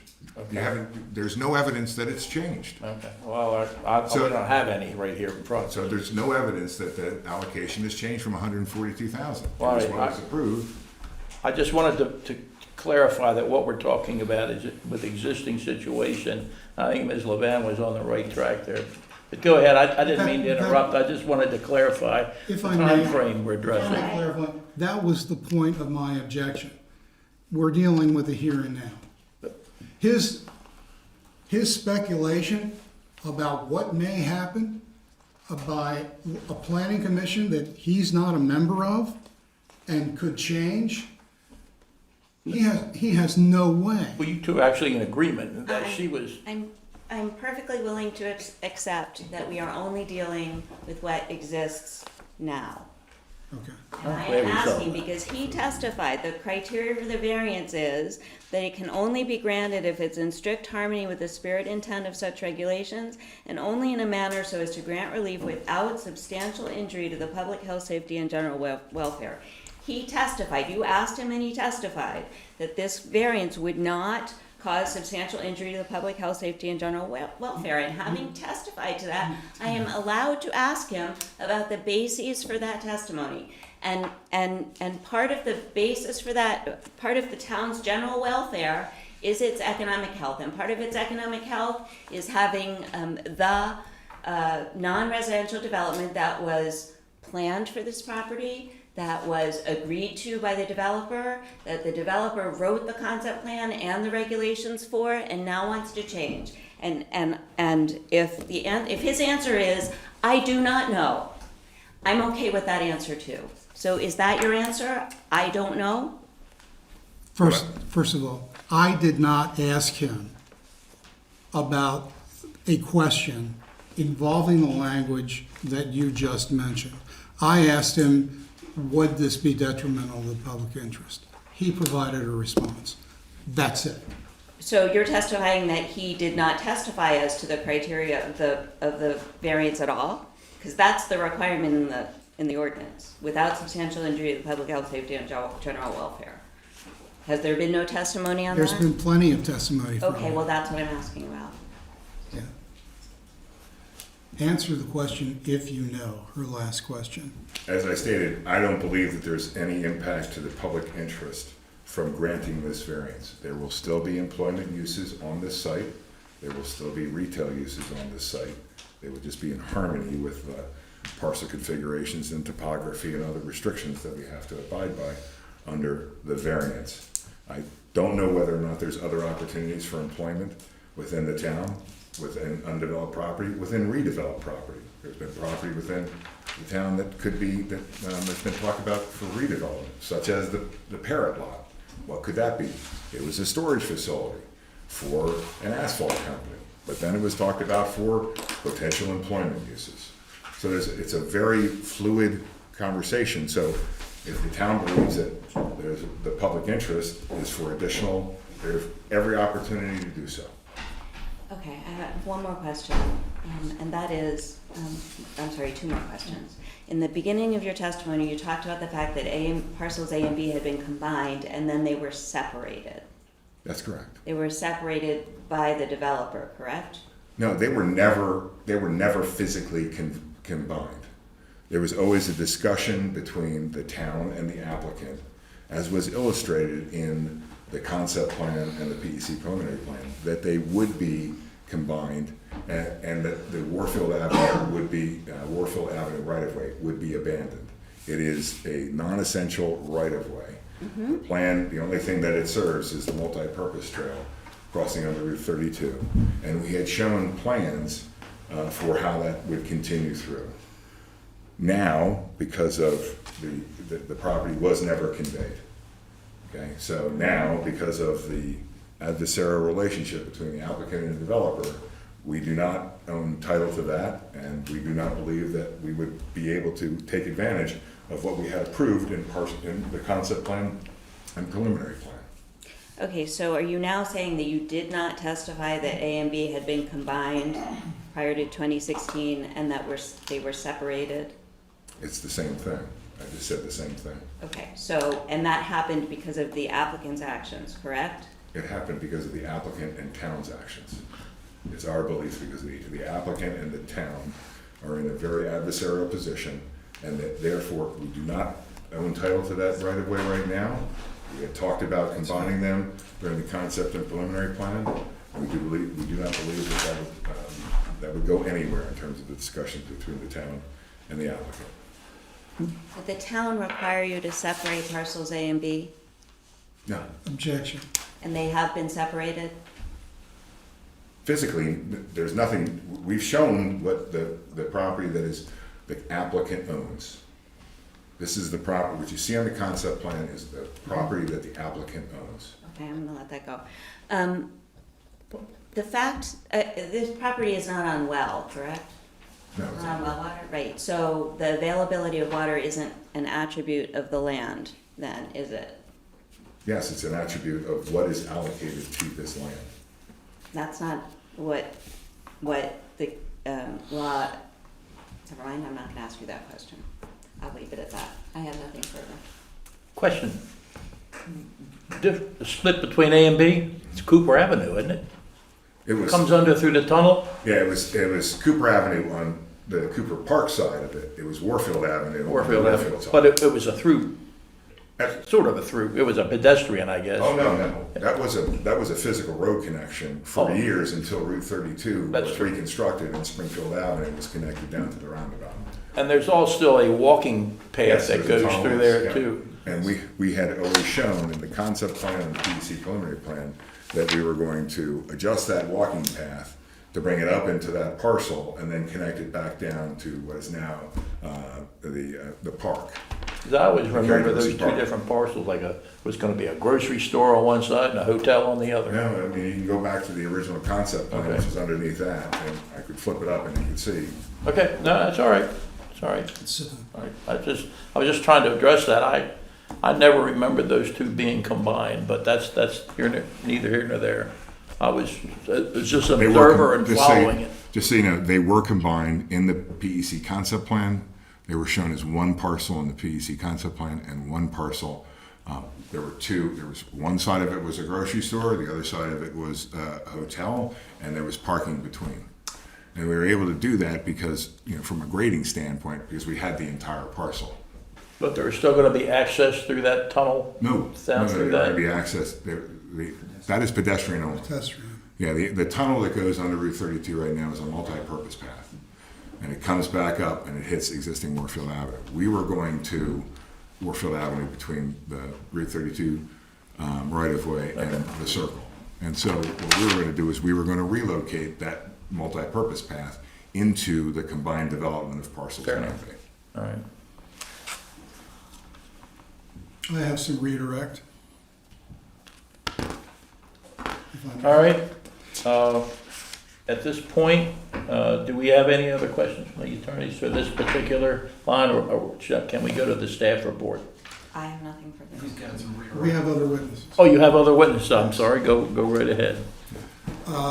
May I redirect Mr. Davis? Redirect, Ask Yeah, additional redirect exam, I'm sorry, yes. He wants to ask me some questions that would redirect Yes. them. go ahead. Mr. Davis, we've just recently had a conversation about parcels A and B.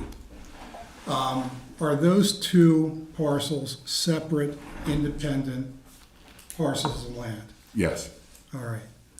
And they're separated by a right-of-way, is that correct? that's correct. And that's a right-of-way you referred to running from Route 32 to Warfield? From Route 32 up to the roundabout. Here, I can- Right. Just real quickly.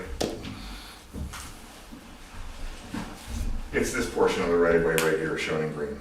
Right. And then this was the approved concept plan. Right here, that shows them as one parcel. Okay, color-wise, yes. So this was all one parcel, one designated parcel, and now it's two separate parcels. Is there a way to identify for the record which, what you were referring to? Sure. The concept plan? This is the concept plan that was submitted with the variance application, and this is the concept plan that was approved back in 2016. Showing the single parcel is the approved concept plan. The original concept plan showed a single parcel. With all the inherent grades and slopes. Yes. So the right-of-way between parcel A and parcel B, to the best of your knowledge, does the applicant own that right-of-way? No. Okay. Why was it shown on the concept plan as potentially being developed together? Because leading up to the concept and PEC preliminary plan and all the discussions at that time were that the right-of-way was not necessary. It was part of the discussion regarding the development. We had talked about it from a grading standpoint. There was a variety of different discussions that said the use of that right-of-way to the town, there is no use for that right-of-way to the town. All we need is the pedestrian connection from the tunnel to the park, and if you could show that, then you can develop that. And what does the concept plan show occurring within the right-of-way? The approved concept plan or the The proposed? approved concept plan, I'm sorry, the one you said was approved in 2000, It's parking. parking. It's parking to serve the grocery store, what was shown as a grocery store and a hotel. And the town, in fact, approved that. Yes, they did. Okay. In the meantime, parcel B has been under contract, is that correct? Yes, that is. To Thrive. Yes, And they've gotten approval to move forward on that site, is that's that correct? correct. That's correct. Are you aware of any similar interest in parcel A? None. Okay. You also indicated that you were questioned on cross-examination about the grade changes and their relationship to being, the thought was they could be used together. Do you recall that? Yes. On parcel A, standalone, as a separate parcel of land, are the conditions that you described with, I believe it's a little over 10% grade, and those other factors, its size, do they impact its ability to be developed for non-residential uses, commercial, retail, etc.? Yes. How do they impact that? From a grading standpoint and from a prototype retail or office floor plan, it makes it practically impossible or incredibly unreasonable to develop that parcel for non-residential. Residential uses have the ability to pick up a lot more grade through the buildings. And you can sidestep townhomes from one to the other, and you can slope from the front to the back and the back to the front. So you can pick up a lot of grade with a residential use that you cannot pick up with a retailer or office use. Okay. Is there any other particular factors that make those conditions a challenge or difficult or impossible to develop as a commercial or Other than what I non-residential stated, employment no. site? Other than what I stated, no. All right. And parcel B, the assisted living project, that was a conditional use that was approved on parcel B, is that correct? Is my understanding, yes. Okay.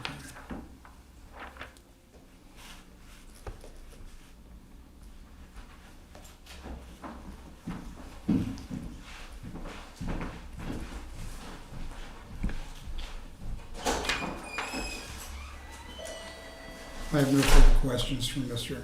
I have a question, Mr. Davis. You indicate that, you stated here that with regard to the grading issue, that you can more easily adapt to grading problems with residential development, more so than you can for commercial industrial development, based on the fact that basically you've got a smaller footprint on residential issue than you would on a commercial industrial prototype, as you And a said. lot less, the parking is completely different. Parking demands for retail and office dictate you can't have greater than a 5% slope, and so on and so forth. And for handicap accessibility and the amount of area for parking for retail and industrial uses is significantly greater, running in the 4 parking spaces per 1,000 square feet to 5 parking spaces per 1,000 square feet. So if I have a 10,000 square foot retail building, I need 50 parking spaces. Or if I have a 100,000 square foot office building, I need 400 parking spaces.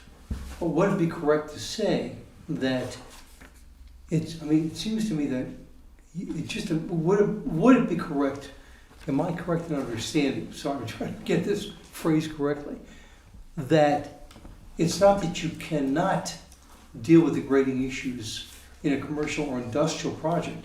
It may get more expensive, but you can still grade out the property in ways that could accommodate an industrial or commercial development, and it might even depend upon the size of the particular commercial or industrial development. But it could be done, it's just a matter of it may be more expensive and more difficult. My answer to that is it possible? Yes. Is it reasonable? No. It's not reasonable. Reasonable in the context of an expense issue. In other words, it would be more expensive to do. Not just expense, just in terms of the physical impact on the property itself, on the adjacent uses. I mean, recognize when we had done the grading plan for the combined parcels A and B, there was an 8-foot slope along the circle. I mean, that was an 8-foot slope along the circle at the time when the 2 parcels were combined. So, I mean, that was not an expense, that's a visual impairment.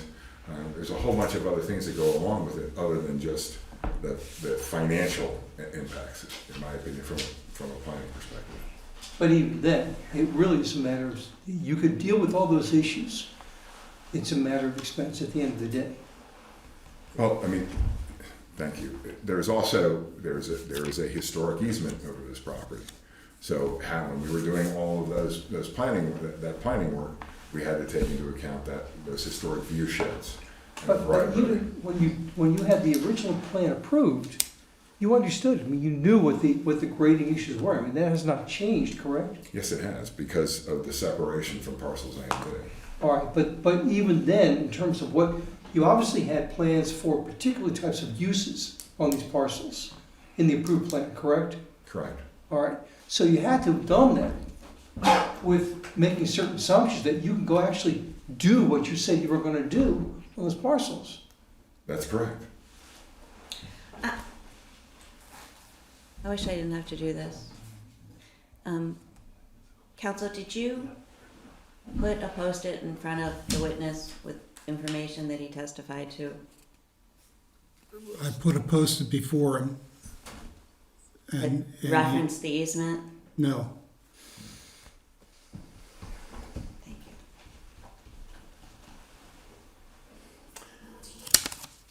Grading hasn't changed over there, right? The physical land, the earth.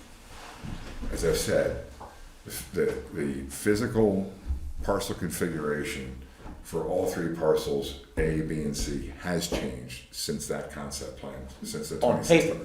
paper. Yeah. But not physically. Hold on. The No parcel, bulldozers were working over there, right? no bulldozers have been on parcels A, B, or C. Well, that's my point. It's just the same as it was even when you technically, on a drawing, combined them. That's correct, but technically on the drawing, they were combined and now they're separate, and there are completely different circumstances when you separate them out. Completely different circumstances. I mean, I've physically been over there and walked in it. Go from one right to the other, I mean, across that roadway. And there's some slope. The B is actually worse, where we're putting what is it? Assisted living facility. That has more to the A is just. A has 40 feet of change across. Oh, I know, starting from 32, but that's what earth movers do. They level it out. And like as I said to the council's question, is it possible? Yes. In my opinion, it's unreasonable because of all of the things that I just testified to, because of the existing grades and the parcel configuration. But it's hard for you to say it's unreasonable if you don't have a particular type of building, a use that you know is gonna be going in there, correct? We've looked at a variety of different uses for both of those parcels. But there may be others, Yeah. true? Okay.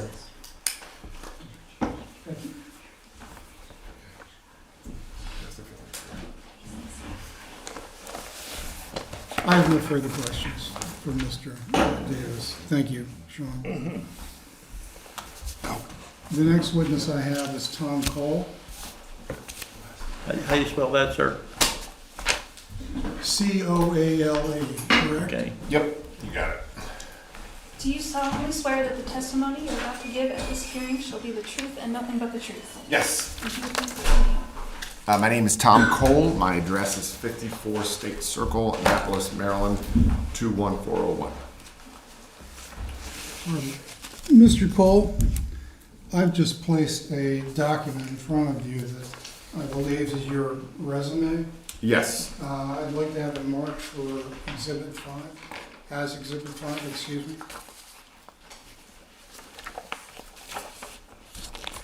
And can you tell us a little bit about what you do, Mr. Cole? Sure. I'm an attorney and housing policy expert. I've advised local governments here in Maryland around housing policy, particularly affordable housing policy. And more recently have been engaged by city governments and county governments to address the housing expansion affordability. Object to this witness testifying. Go ahead. This witness has nothing to do with the criteria before this board and is going to testify about housing affordability, which is not the issue that's before you, is going to testify, I assume, and he can correct me if I'm wrong, about HB 538, which is the housing bill we talked about earlier. None of those issues are relevant to the questions before this board, which are whether the strict compliance with the terms of the chapter would result in practical difficulty and unreasonable hardship, and whether it would be in strict harmony with the spirit and intent of the regulations, and whether it would cause substantial injury to the public health, safety, and general welfare. Mr. Cole is going to testify about the HEAA, and it's going to be in the context of how it is a unique characteristic that involves the property right now. I know there's some discussion about, well, it's going to be challenged, maybe it's not going to last, whatever. But I think he's going to tell you what the nature of that is and what the unique circumstances are from his perspective as it pertains to this property. And I think he's entitled to give his testimony. In what way is that related to the percentages that we're here about? You're talking about a reduction of percentages for office research, institutional, hotel, light industrial, from 20 to 55% to 10%, for retail service, from 10 to 20% to 2%. How does that involve housing? That's not what you're asking for here. And I just don't understand how that relates to the specific request before this board. Liking your profit. Yes. No, he hasn't, the witness Sure. hasn't been accepted yet. Wait a minute. You want to go into closed session for a moment, or do you feel any need to? If the board feels like it would be helpful to discuss the legal issues. What the reduction in the two categories, land use percentages, are going to open up more physical land, potentially for residential uses, by reducing the land use area that is allocated to them. I understand, but as a Board of Zoning Appeals, the scope of what we listen to here on a variance has to be directly with the variances requested, which you're asking for reduction in two categories. Yes. Now, that we've been addressing that, and so far all the questions have been addressing that. I think if we go into this other area, that opens up, that gets into a new area which the scope of which goes way beyond this board's scope of We're- authority. We're looking at it in the context of, is this a unique impact pertaining to this property? And does the land use percentages that we're asking for a variance from, does that pose unwarranted hardships? That's what we're asking him to elaborate on. If, when you hear what he has to say, what you decide based on that testimony is entirely up to you. But I think the applicant has every right to put him on. Mr. Chair, the issue isn't unusual circumstances pertaining to the property. It is unusual geographical conditions of the property. Manifestly, a action of the legislature is not a characteristic of the property, and the cases are very clear about what that means, and council knows that. There has been evidence of physical characteristics presented. What this is going to show is there is a peculiar impact That's not the standard. on the site. I think that needs to be addressed later, Mr. Bowersox. I concur with Ms. Levin's objection. I don't think we should discuss this at this meeting. So is it the board's decision that this witness will not be heard? This If that's particular the case, I need it testimony, if on that's record. all he has to offer, then yes. In this hearing, there may be in subsequent hearings. I'm going to object because until you can hear what he has to say, you're not going to know what he has to say. And we believe that the testimony is going to help amplify the applicant's case generally. He's going to touch on the implications of the HEA Act as it is now. I know there seems to be some difference of opinion of whether it's effective or not, whether it is something that attaches to the land or not, but the language in the state code about variances and the opinions from the court of, principally the court of, the appellate court of Maryland, don't limit variance considerations to physical characteristics of the property. That is absolutely not the case. And if you give me a citation that says that a proper variance consideration is that an unusual circumstance analysis for purposes of a variance does not involve a characteristic of the land, then I will be happy to read it. But I proffer to this entity that there is no case that says that the unusual circumstances do not have to arise from the land itself. Mr. Bowersox, let me ask you another question. Yes.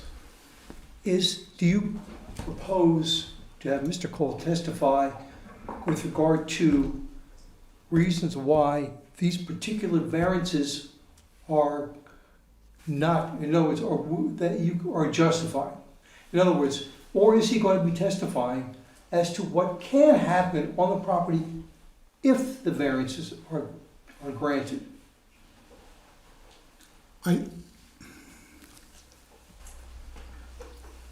Run that, please, once again. I want to make sure I understand your question. It seemed to me that Mr. Cole is here to testify with regard to the impact of the HEA Act on this property. That's what I hear you say.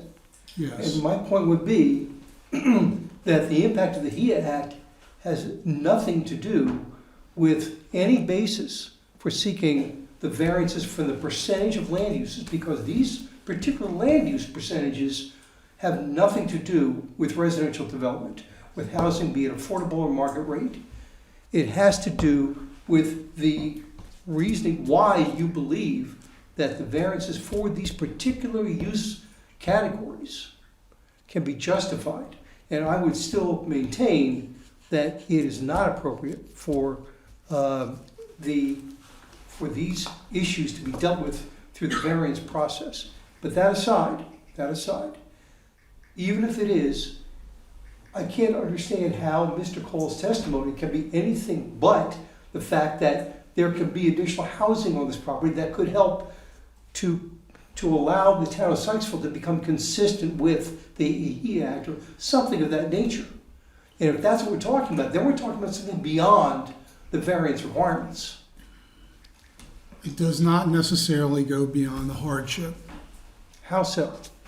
Well, compliance with HIA is something that can become a real hardship for this project.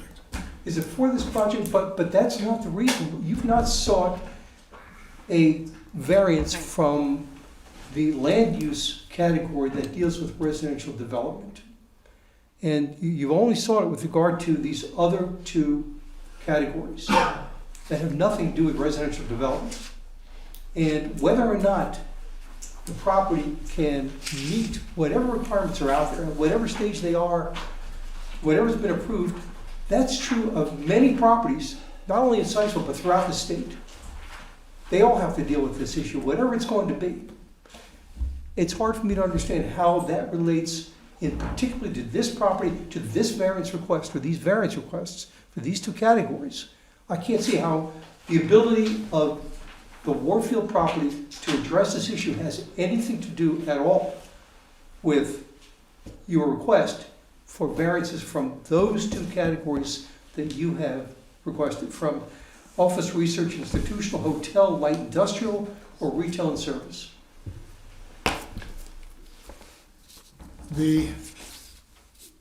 We've already provided testimony with regard to physical characteristics and other things. As far as the unreasonable limitation on or requirement on the ability to address the HIA and the implications of that, they could very well, they do create a unique circumstance here. And that's, we're trying to get it, we would like to be able to have him address what those could be. Could be. That's the problem I'm having here, is that, you remember, the variance section for the town code indicates that the variances must be from height, lot area, which is what you apparently seem to be harping on here is the reason for this, is your justification for the variance. Lot width, yard regulations, parking space requirements, sign regulations, distance requirements. I can't see how that has anything to do with the prospective nature of HIA and what it could mean to this property. It just doesn't relate. We don't necessarily believe that HIA's impacts are prospective. How It exists. But what we're saying is, even if they exist now, let's take that as a given for the moment. It's hard to understand how the impact of HIA on this property or any other property in the town of Sykesville, in Carroll County, or the state of Maryland is going to relate to your justification for your specific variances that you requested here. And I need to add that assuming that HIA is going to impact this property, assuming that the applicant is correct about that, which, as you know, we've disputed, it is not HIA does not impose mandatory requirements on this applicant that they cannot comply with without the variances. It is it allows the applicant to request greater density. They don't have to request greater density. So when he says there's a hardship in complying, there's no hardship in complying because he doesn't have to do anything under HIA. They want more density, they're gonna ask for more density, but they're not required to put more density on this project, on this property. And it has to do with this property. I mean, that's what we're talking about. It is by its nature, this is prospective. Yeah, I'd like to focus on With your indulgence, if I may, for a moment. time is running here, so. I'm gonna object to counsel consulting with a witness. Yes, let's. I'm going to deny this particular testimony with regards for all the reasons stated. We're only going to address the reduction of office, the two categories, and the reasons for those two category reductions. So if you have more presentations that support that, the two types of space that are in the request, we can hear those. I understand what your ruling is, that Mr. Cole is not going to be able to testify. And that is clear on the record. I would note my objection Okay, to that. so noted. Bear with me. Can I ask for a brief recess? Yeah, how long? I hope 5 minutes or less. All right, let's do a 5-minute recess right now on the record.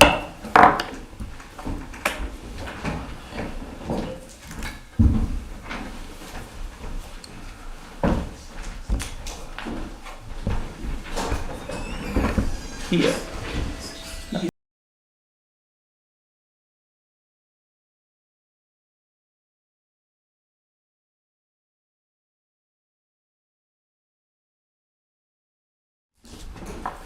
All right, the meeting, we come back into session. I'd like to have this document marked 6. I have 2 copies of this document. This is a disposition and development agreement. I have excerpts from it that I will distribute. Objection. It was an agreement What from is it? 2002 pursuant to which the state acquired the property from, or the town acquired the property from the state. It is completely irrelevant to any issue currently before this board. Yeah, The document, if I may, imposes servitudes on the Warfield property. This was done before the Warfield owners bought the property. And some of the servitudes expressly run with the land. This is before Warfield even knew that they were interested in this land. This creates covenants that bind the land. but weren't they in effect in Absolutely, it does not. 2016 and 2018 when it was purchased? Yes, And there was a plan, a proposed plan that was presented and agreed to, correct? At that time, the concept plan. the concept plan. Yes. Attorneys? It absolutely does not impose any covenants that still pertain to that property.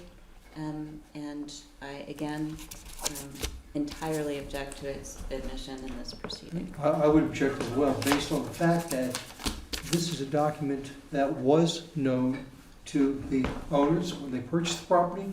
It was known when the concept plan was approved, and I can't see the relevance as to how it would justify what you now seek to be a variance from the land use percentages.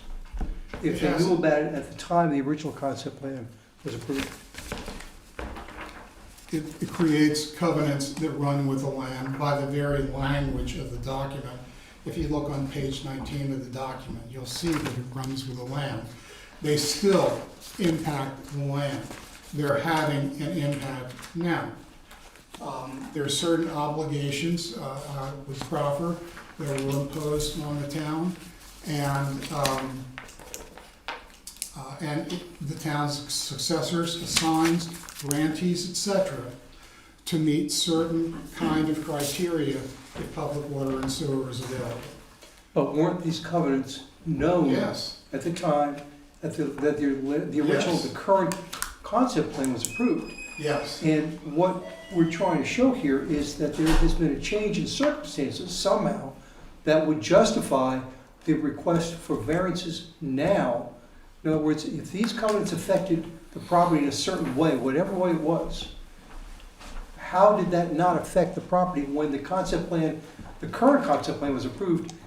And why is it different now? What is there different about this that would somehow or other further justify what you're seeking today?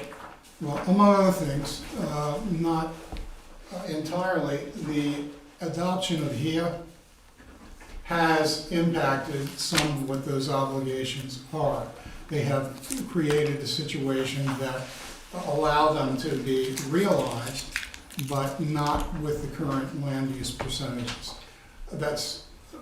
I understand that, but how does that affect then the requirements for a variance? The uniqueness of the property, I mean, that hasn't changed. And with regard to this document, is not gonna affect that. We believe they do, because there isn't any other project, any other property in the city of Sykesville, town of Sykesville, excuse me, much less another one in the PEC district that is subject to a disposition and development agreement with these terms. But that was in effect at the time that the original concept plan was It approved. correct? continues to be in effect. Right, so what I'm saying is, it's hard to see how there's something now, today, that is unique about the property that was not in effect when the original concept plan was approved under the same covenants that you indicate are in this document. I mean, the covenants were in existence, whatever they are. They were in existence If when- we have a physical characteristic of property, let's say we have geologic formation on a piece of property, that prevents it from being utilized because of human-imposed restrictions on bulk or similar restrictions in a zoning ordinance. Mhm. The fact that they existed prior to the acquisition of the property by a new owner doesn't change the fact that it is a unique characteristic of the property. And under current circumstances, if that property owner wants to make a reasonable use of his property, he can rely on that unique circumstance as a basis for a request for a variance. I see no difference conceptually in why this should be treated differently. Because this is unique. This is binding on the land. It affects the land just as much as a geological feature. And it did the same thing. It affected the land at the time that the original concept plan was approved, with the percentages that were addressed at the time. And so what I'm saying is, what I don't understand is how the document, however it impacted the land, and I'll accept your discussion that it did impact the land, fine, but it impacted the land at the time the original concept plan was approved. Right now, I can't see how, nothing else about how this affects the physical characteristics of the land any more so than it did originally, with the original approval of the concept plan. We're speaking of the concept plan like it's a fixed thing, and it's not. Well, excuse me, but first of all, no testimony here, haven't been described, however, I'll address that. Counsel, sure. Yes, it can be changed, but you've got to meet the proper requirements, you've got to be able to satisfy the evidentiary requirements to do so. We're not saying it can't be done. The question is, should it be done by variance? Should it be done by an amendment to the zone, to the percentages, to the town council? I'm not suggesting that it can't be done. The question is, number one, how should it be done? And number two, what is it about this document that somehow relates to the findings required for a variance that were not in other words, you set certain percentages of land uses when the concept plan was approved, and this was available then. You knew everything about this then. Why is this now somehow justify these proposed changes? One of the elements for a variance is unwarranted hardship. And we submit that this shows an unwarranted hardship caused by the land use percentages that we'd like to seek a variance from. Land use percentages, we don't need a land use percentage variance for residential. That's why it's not proposed. What we would like, because we are within the limits of the ordinance. I believe the plan is 30-some% residential use, which is well within it. So that's really a comparison that doesn't do justice to this situation at all. The problem is we could incorporate additional land area within what we're allowed as residential if we can have some of that taken out of the other use districts where we have particular problems because of topography, et cetera, in developing it in any kind of reasonable way. Now, couple that with proffering the obligation in here to pursue different types of housing, including higher density housing on the site if water and sewer is available. We know water and sewer is available at 142,000 gallons per day. We know that it's easier to use that amount to achieve a greater degree of residential development. And we are not at the threshold of residential development allowed by the land use percentages. So we think that is in supportive, relevant circumstances you consider in support of the variance request.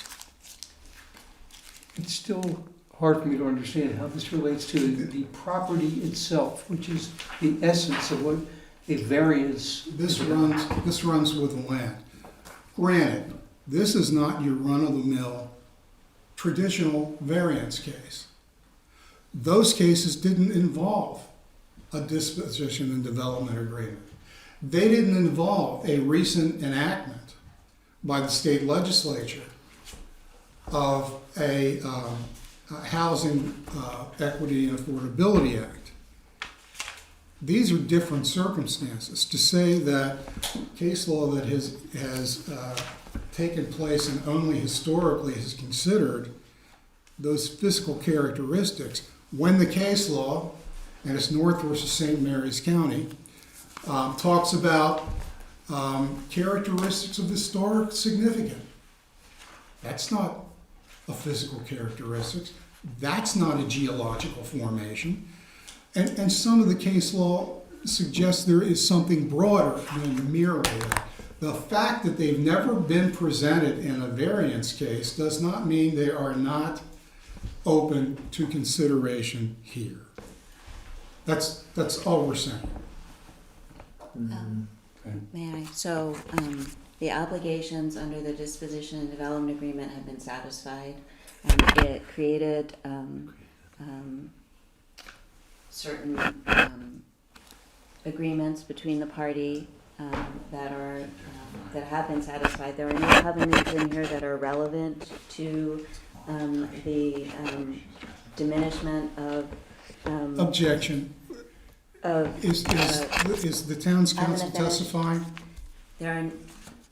I'll let the document speak for itself, and I continue my objection that it has nothing to do with any characteristic of the land. And although council is proffering that other cases didn't involve this or didn't involve that, we have no idea what the circumstances of any of the many cases on variances that have gone before the courts involved, and whether they Stated in the opinions. and whether they involved circumstances that were unique to those particular properties. But what we do know is that the court has over and over again said what the criteria for a variance is, and that the first part of the test is that the first step requires a finding that the property whereon structures are to be placed or the use is conducted is in and of itself unique and unusual in a manner different from the nature of the surrounding properties, such that the uniqueness or peculiarity of the property causes the zoning provision to impact disproportionately upon the property.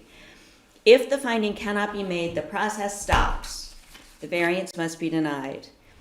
If it results in a supportable finding of uniqueness or unusualness, then the second step is taken, and that is a determination whether unreasonable hardship resulting from the disproportionate impact of the ordinance caused by the property's uniqueness exists. In the zoning context, the unique aspect of a variance requirement does not refer to the extent of improvements upon the property or upon neighboring property. Uniqueness of a property for zoning purposes requires that the subject property have an inherent characteristic not shared by other properties in the area. Its shape, topography, subsurface condition, environmental factors, historical significance, access or non-access to navigable waters, practical restrictions imposed by abutting properties, such as obstructions or similar restrictions. That's what the cases say, and they say it over and over and over again, and there has not been a single case in which the court has implied that that the uniqueness or peculiarity can arise from some document created and recorded decades before the request for the variance is submitted. Not one.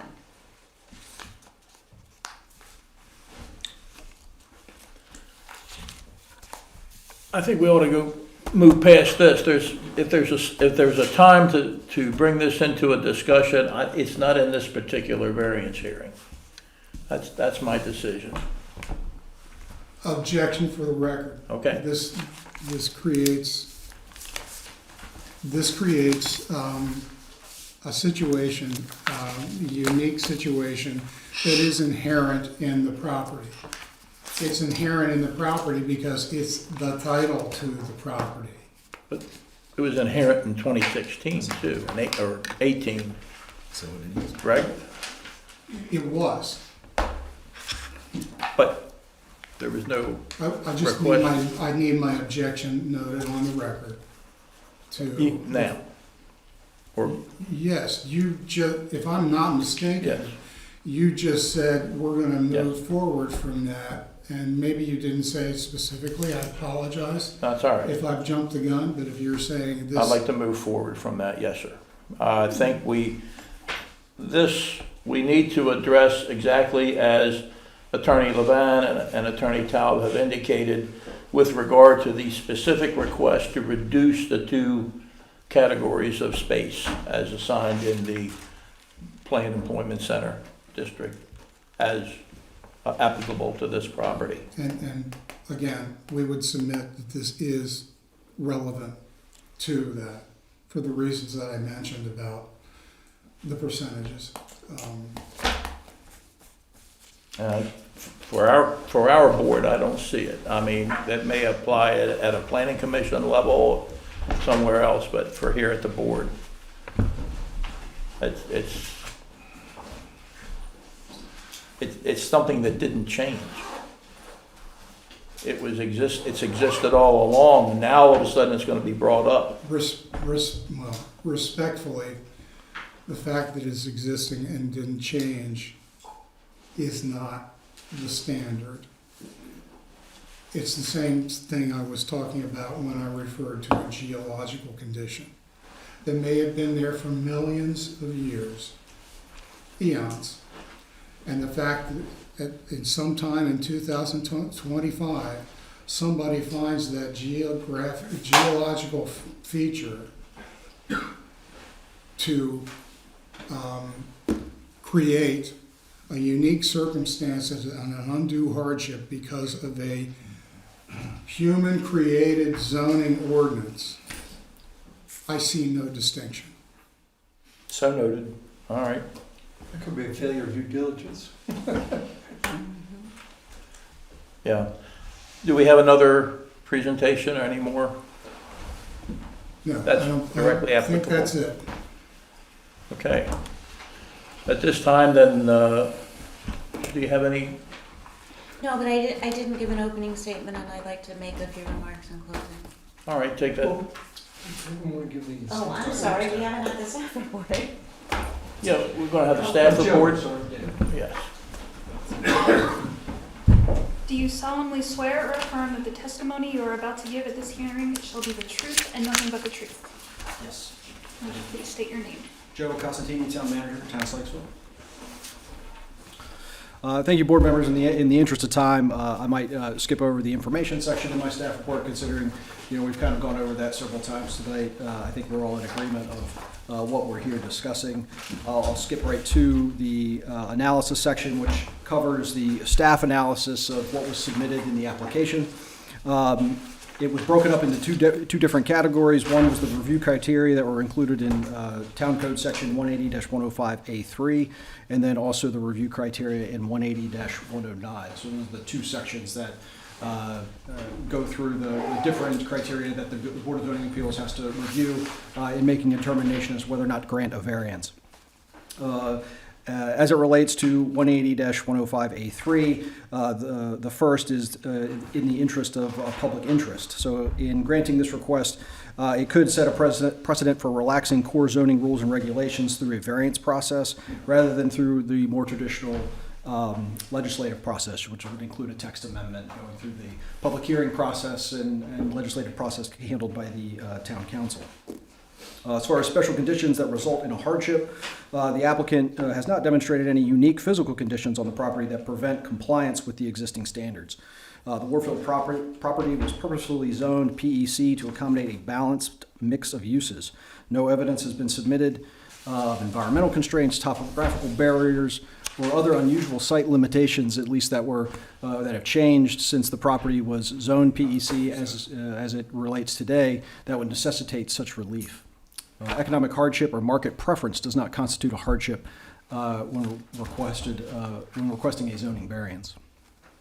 And then the intent of the regulations, or in this case the PEC district, the primary intent of the PEC district is to promote balanced, employment-driven a balanced mixed-use environment.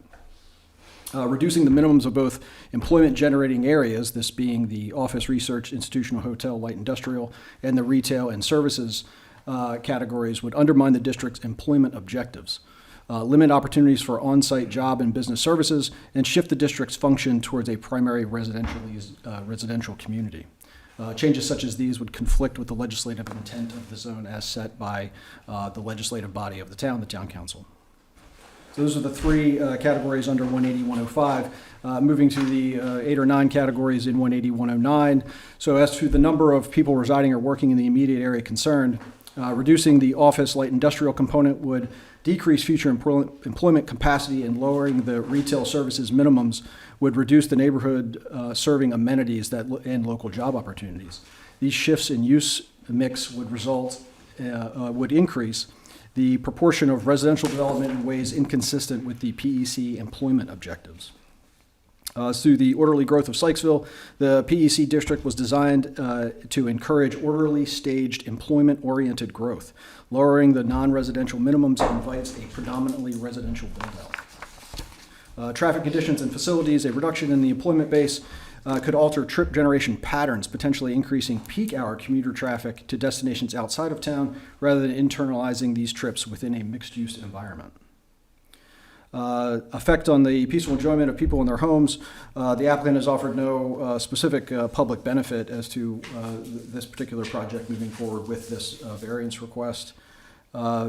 As to the conservation of property values, it's been shown that balanced mixed-use employment centers typically offer higher and stable property values. This allows market conditions to kind of fluctuate with the different sections within a mixed-use environment rather than it being predominantly one use at a time. The effects of odors, dust, gas, smoke, fumes, vibration, glare, and noise upon the use of surrounding property values outside of construction, which would happen whether it was commercial or residential, lowering the commercial requirements would actually cause a reduction in some of these standards. The most appropriate use of land and structure, the PEC was legislative created to ensure a synergistic mix of uses that represents the most appropriate and efficient use of the property as set, again, by the town council.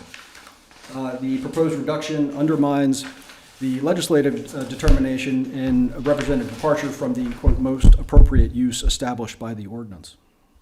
Decisions of the court, as has been stated already today, cases consistently hold that variances are for physical hardships and should not be used to achieve a different policy objective or related relieve economic pressure.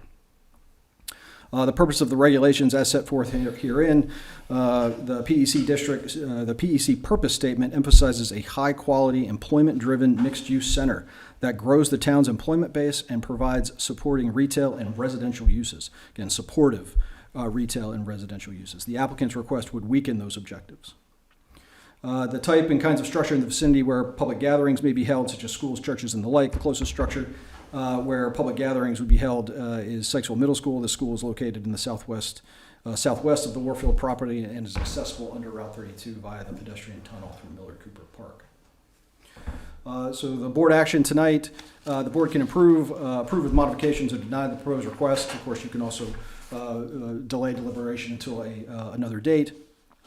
Section 180-109 requires the board to deny any application that would adversely affect public health, safety, or general welfare, and that fails to promote orderly growth in the most appropriate use of land.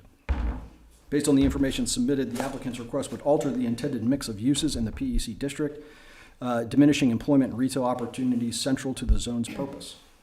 The request presents no unique physical hardships justifying deviation from the zoning standards. The proposed change is in conflict with sections 180-105A3 and 180-109. And the requested relief would undermine the legislative intent of the PEC zone. So staff is recommending denial of the request as submitted, and we've provided a recommended motion for the board to consider. Certainly staff is available for any questions if anyone has any.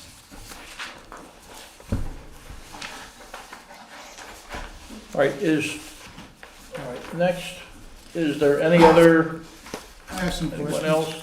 I have some questions in light of the staff report. Okay, all right, so is this your rebuttal? No, it's my cross-examination of his testimony about the staff report. All right.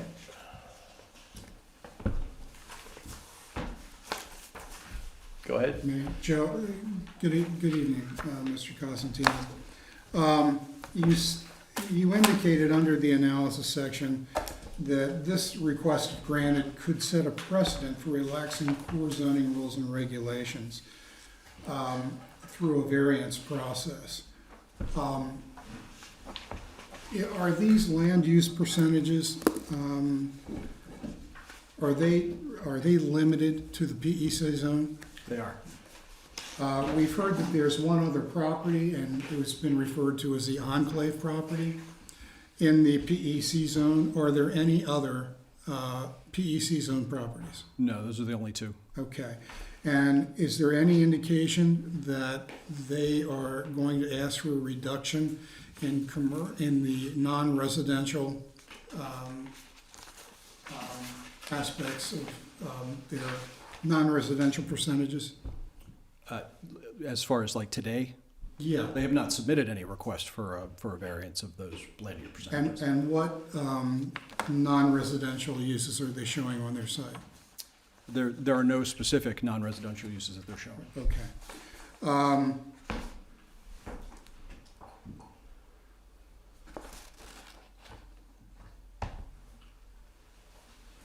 Bear with me. Okay.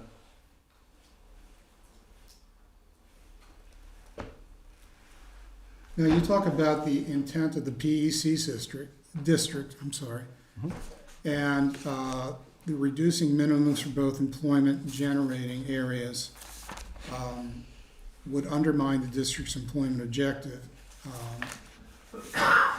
and limit opportunities for on-site jobs and business services. Are you aware of any applicants who are coming to the town seeking commercial development on the Warfield site actively? The Thrive building. The Thrive, okay.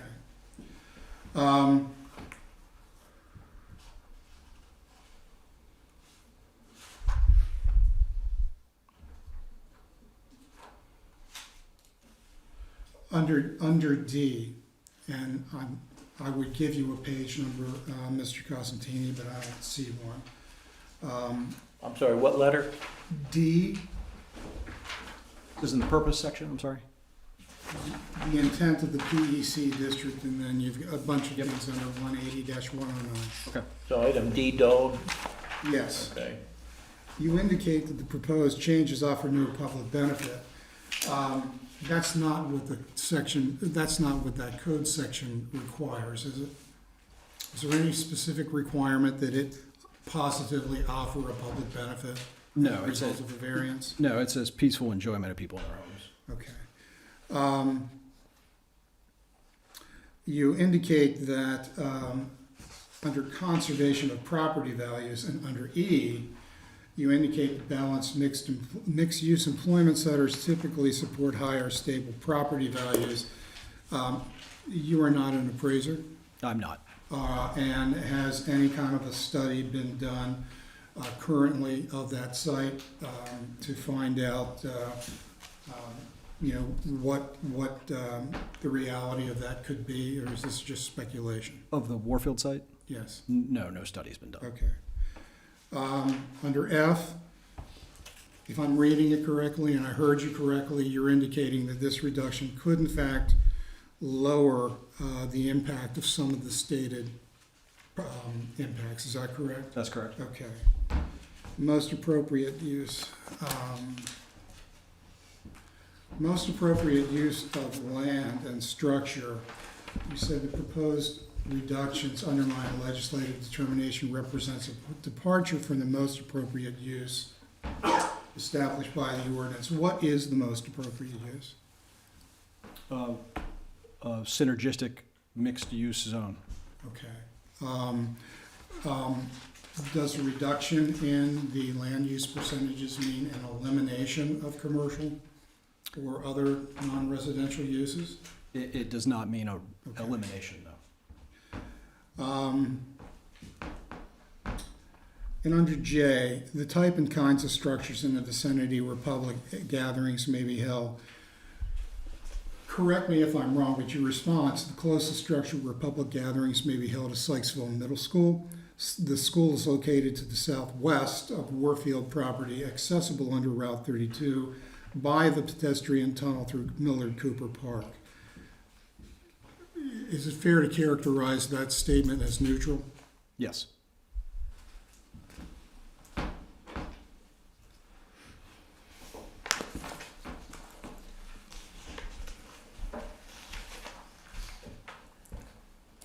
I have no further questions.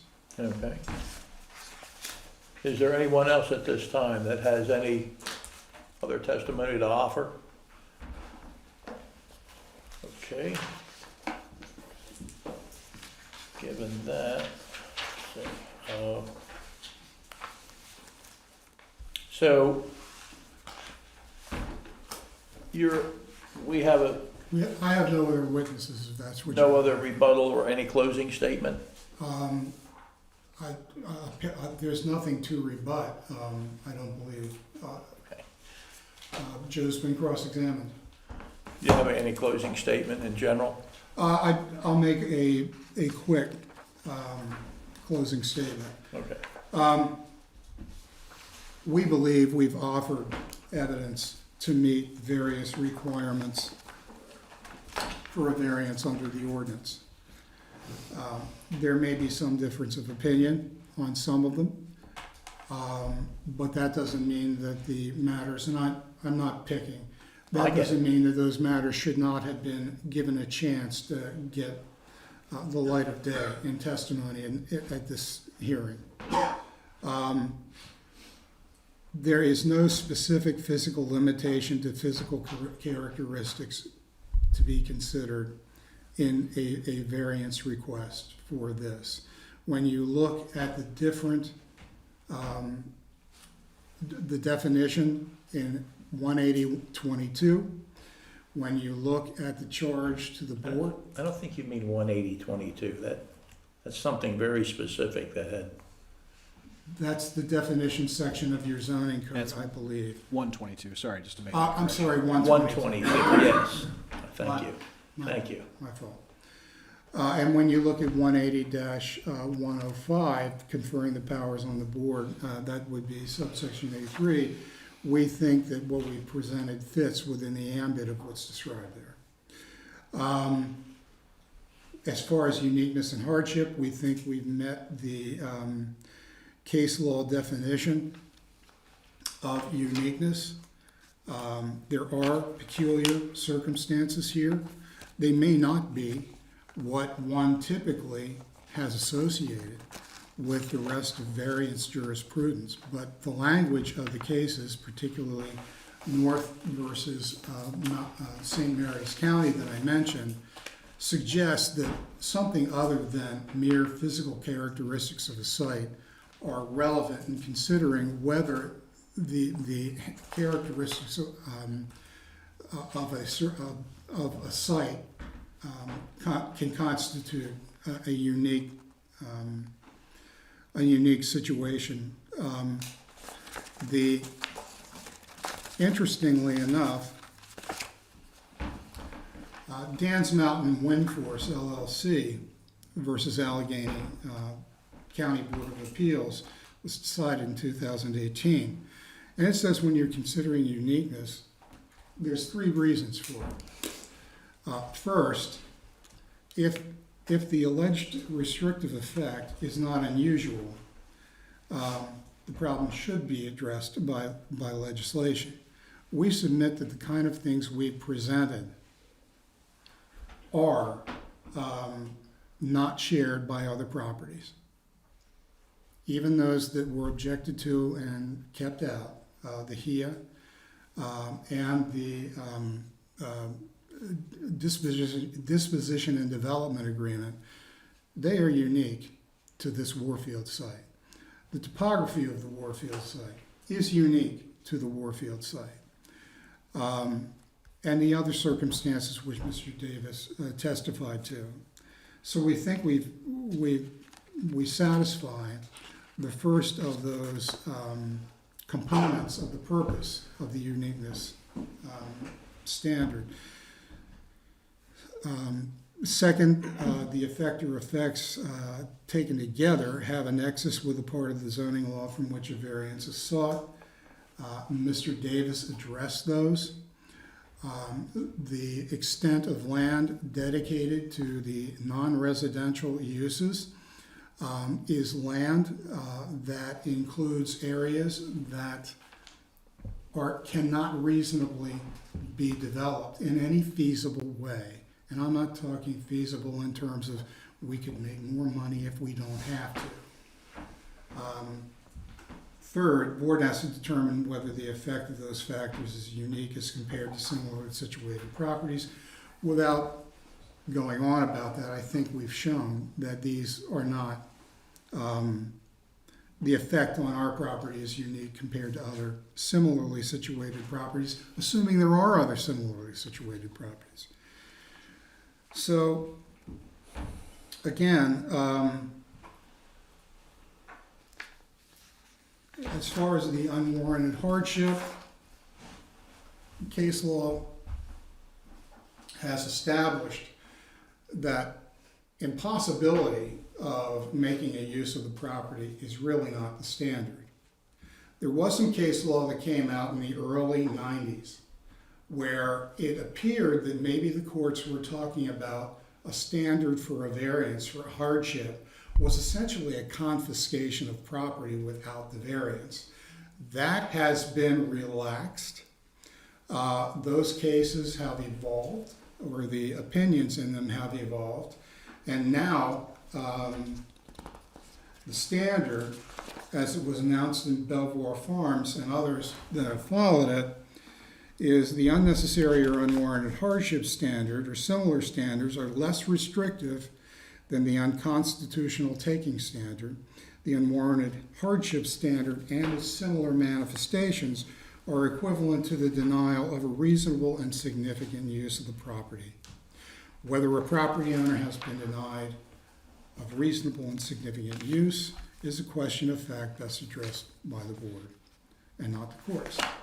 So the standard is not, well, it's, they haven't shown it's impossible to do something, or you can't engineer something and maybe possibly achieve a site on one of these properties. That's not the standard.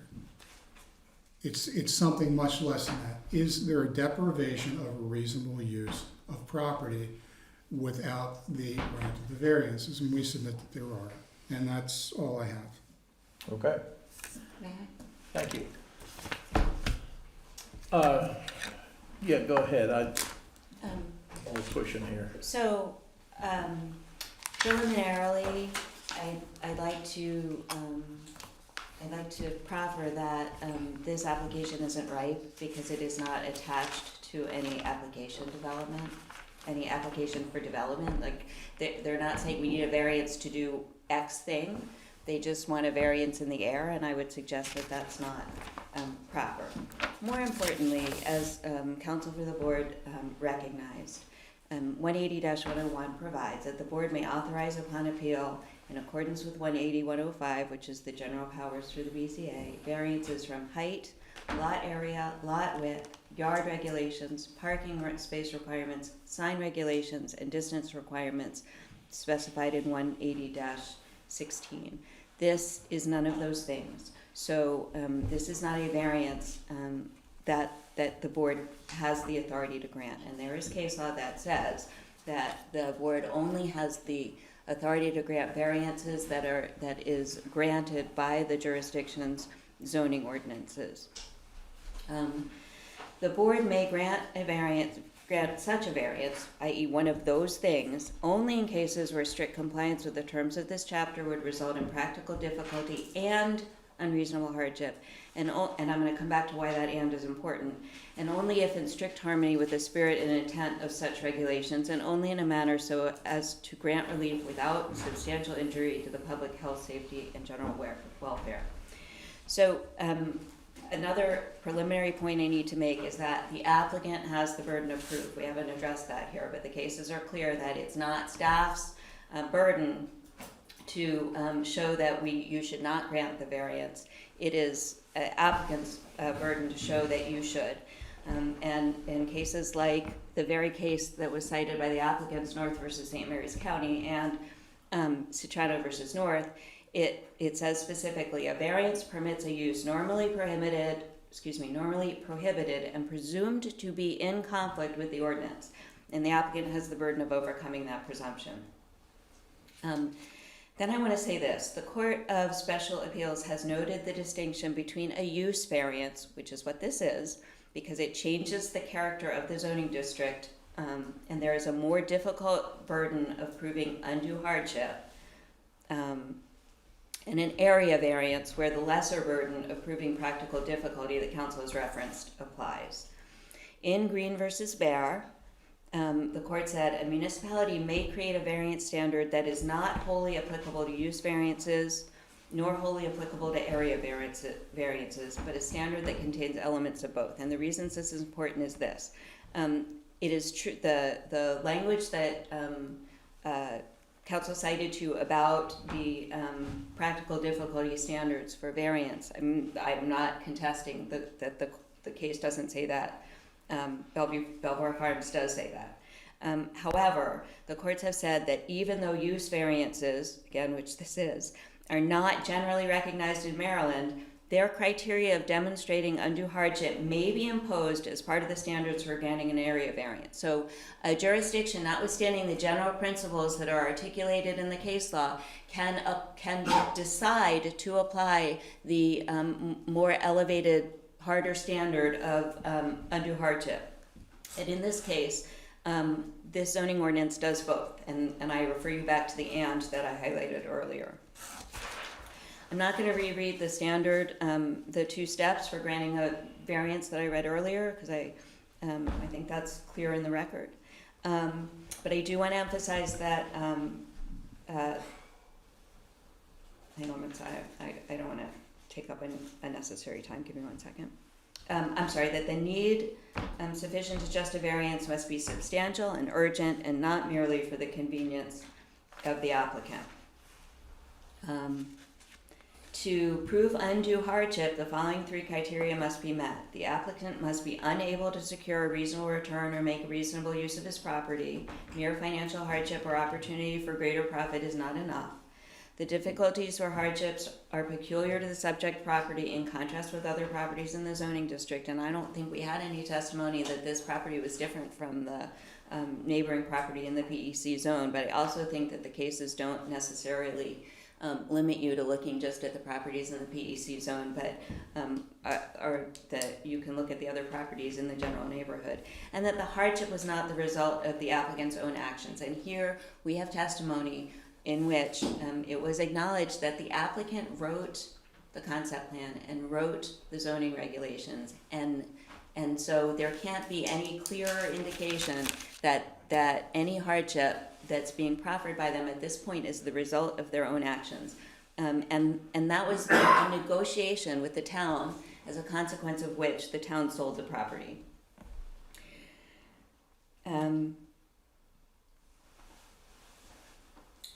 In Chester Haven Beach Partnership versus Board of Appeals for Queen Anne's County, the court reiterated that the applicant has to produce evidence that the property is inherently unique as compared to other properties in the area, or that the ordinance's impact on other properties in the neighborhood, area, or district was in any way different from its impact on the subject property.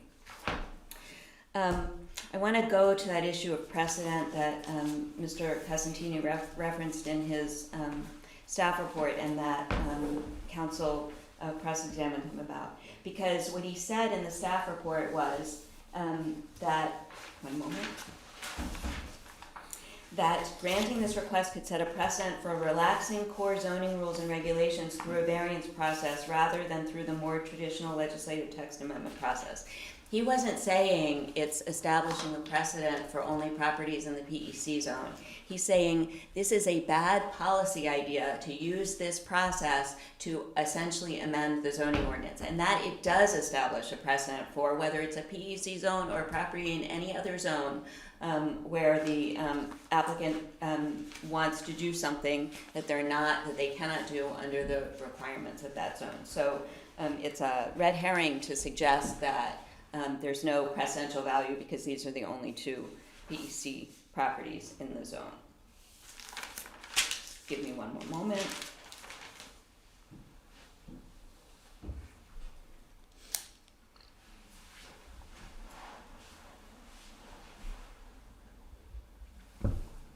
I want to say that it's not sufficient for the witnesses just to repeat the language of the zoning ordinance to establish it. You can't just say it is unreasonable. You have to show how it's unreasonable.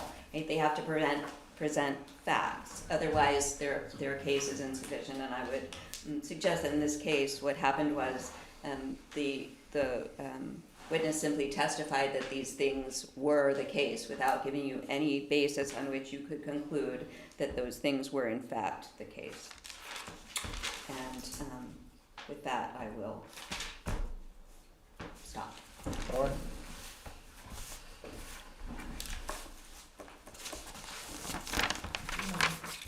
Take a few minutes with council. Well, I would like, it's late. It is. I would like to take this under advisement rather than reach a decision tonight. We are planning a second date in the future. Mr. Chairman, could I suggest that we want to continue the hearing Yeah. to a later date That's what, and talk about it? Also, if Mr. Bowersox can present a memorandum of law within the next 15 days and send that to, of course, the board, council, town manager, town planner, and all parties of record, should there be any others. I'm sorry, And the subject of the memorandum is, is memorandum to support the positions. oh, any of them, okay. Yes. so we'll, If this is going to be continued, then, what can we do to protect the record? I understand there will be no additional evidence Right. submitted. At the next hearing, there will be, aside from receiving the memorandum into the record, there will be no additional testimony or documents put into the record. And until that deliberation takes place, is there to be any discussion by the board with other than their counsel? I don't plan, that's the only discussion that we would need, with discussion with our attorneys. Okay. You know, I don't see any reason to have any other, I don't think it should be. There shouldn't. Yeah, I don't think so. Agreed. Should not happen. No, that's right.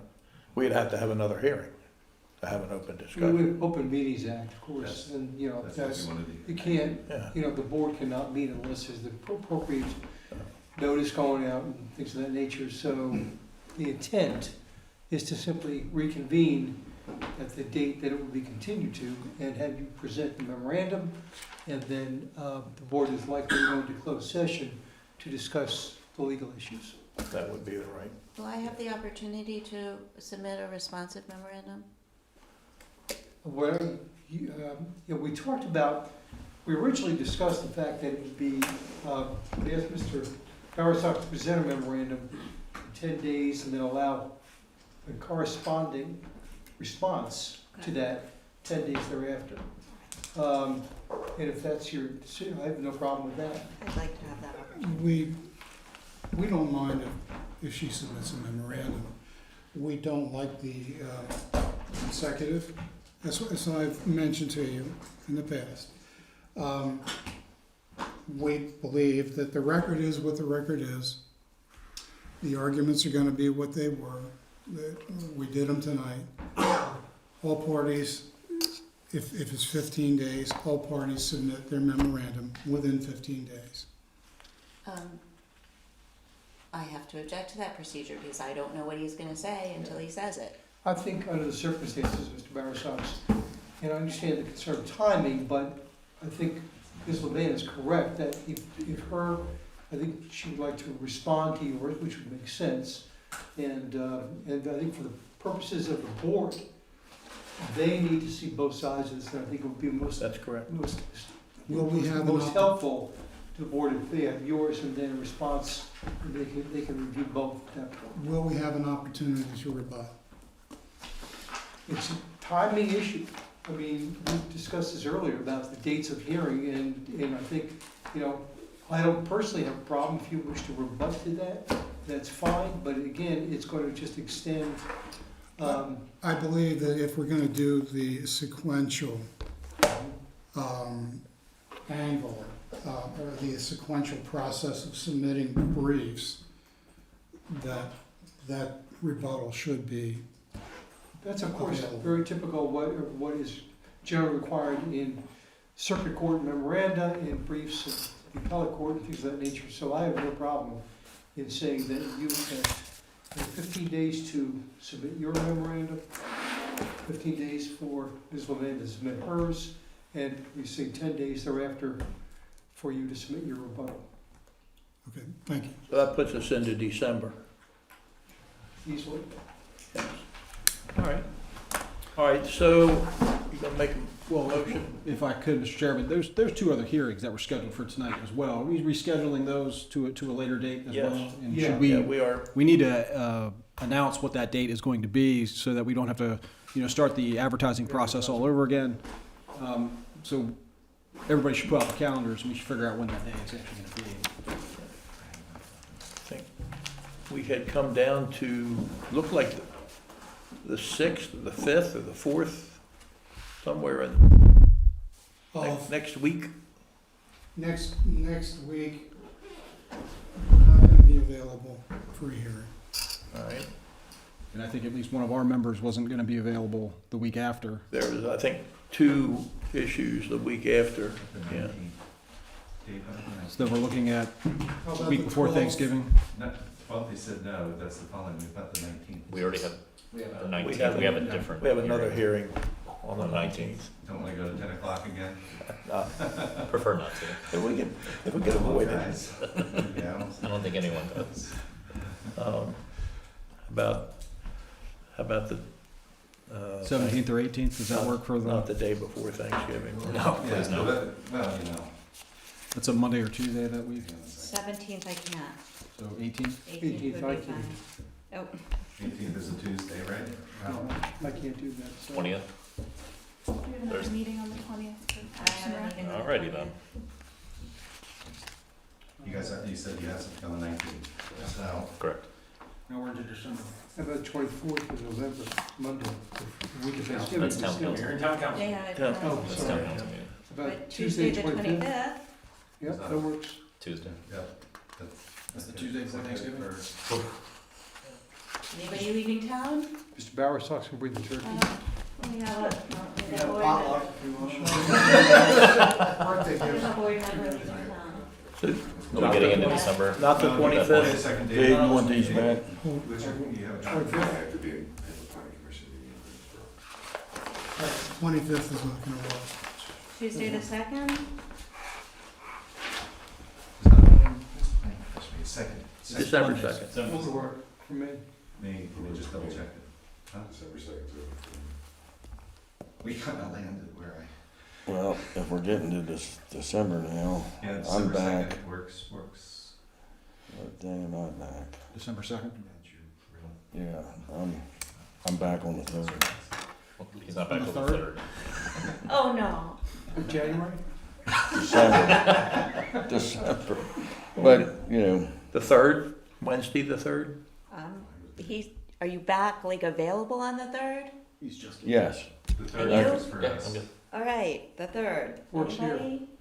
We should have just started with the third. Going one. Does that work? I was kind of thinking we were gonna end up. December the 3rd work? Sounds like Yeah. that. December the 3rd it is. Okay. So the hearings originally scheduled for this evening, the other two hearings originally scheduled for this evening, will be heard on December 3rd. On December 3rd. At And then 7. Do we want to say the 6? closure of this case will be after the, Well, here's what's gonna happen, is that after the submission of the memoranda, right, which will be 15 days from now, 15 days thereafter, 30 days, another 10 days. We are now at, It's no later than 15 days, correct? what's that? Said we could go. It's no later than Yeah. 15 days. So if we submit it next week. Be allowed, yeah, sure. But I think if, Ms. Levin is certainly entitled to her 15 days. Right, but it needs to be the whole, Right, so we'll see, let us sort of, we'll float let that the right memoranda now. come in, then we can talk to each other and figure out the date. Are you querying if there's a chance that we could do all this on the 3rd? Is that what you're thinking? Yes. Okay. I just wanted to make sure I was. As opposed to having another hearing like the 5th of December to discuss this, if we can get Right. all the memorandum and everything done by the We'll December see. 3rd date. Yeah. Let's see how it goes, because we've got 2 other cases that evening. We'll still have to discuss, go into closed session with the board as to the discussion of legal issues with regard to this issue at the very least, if not the others as well. Could make for a late night, so we'll see. Okay. Thank you. All right, so December 3rd, Yes, for the other 2 hearings. okay. To clarify, that's at 7 PM? Yeah. Did we want to do earlier? Can it be 6? All right. It'd be If good. everybody's available at 6, Yeah. let's at least start an hour earlier. Sure. Agreed. Yeah. Are you still gonna So- cut it off in 3 hours? Or you're gonna cut it? Okay. It'll only be 2 hours. 6 o'clock. We'll be done at 8. 6 o'clock is fine with us. all right, done. Okay.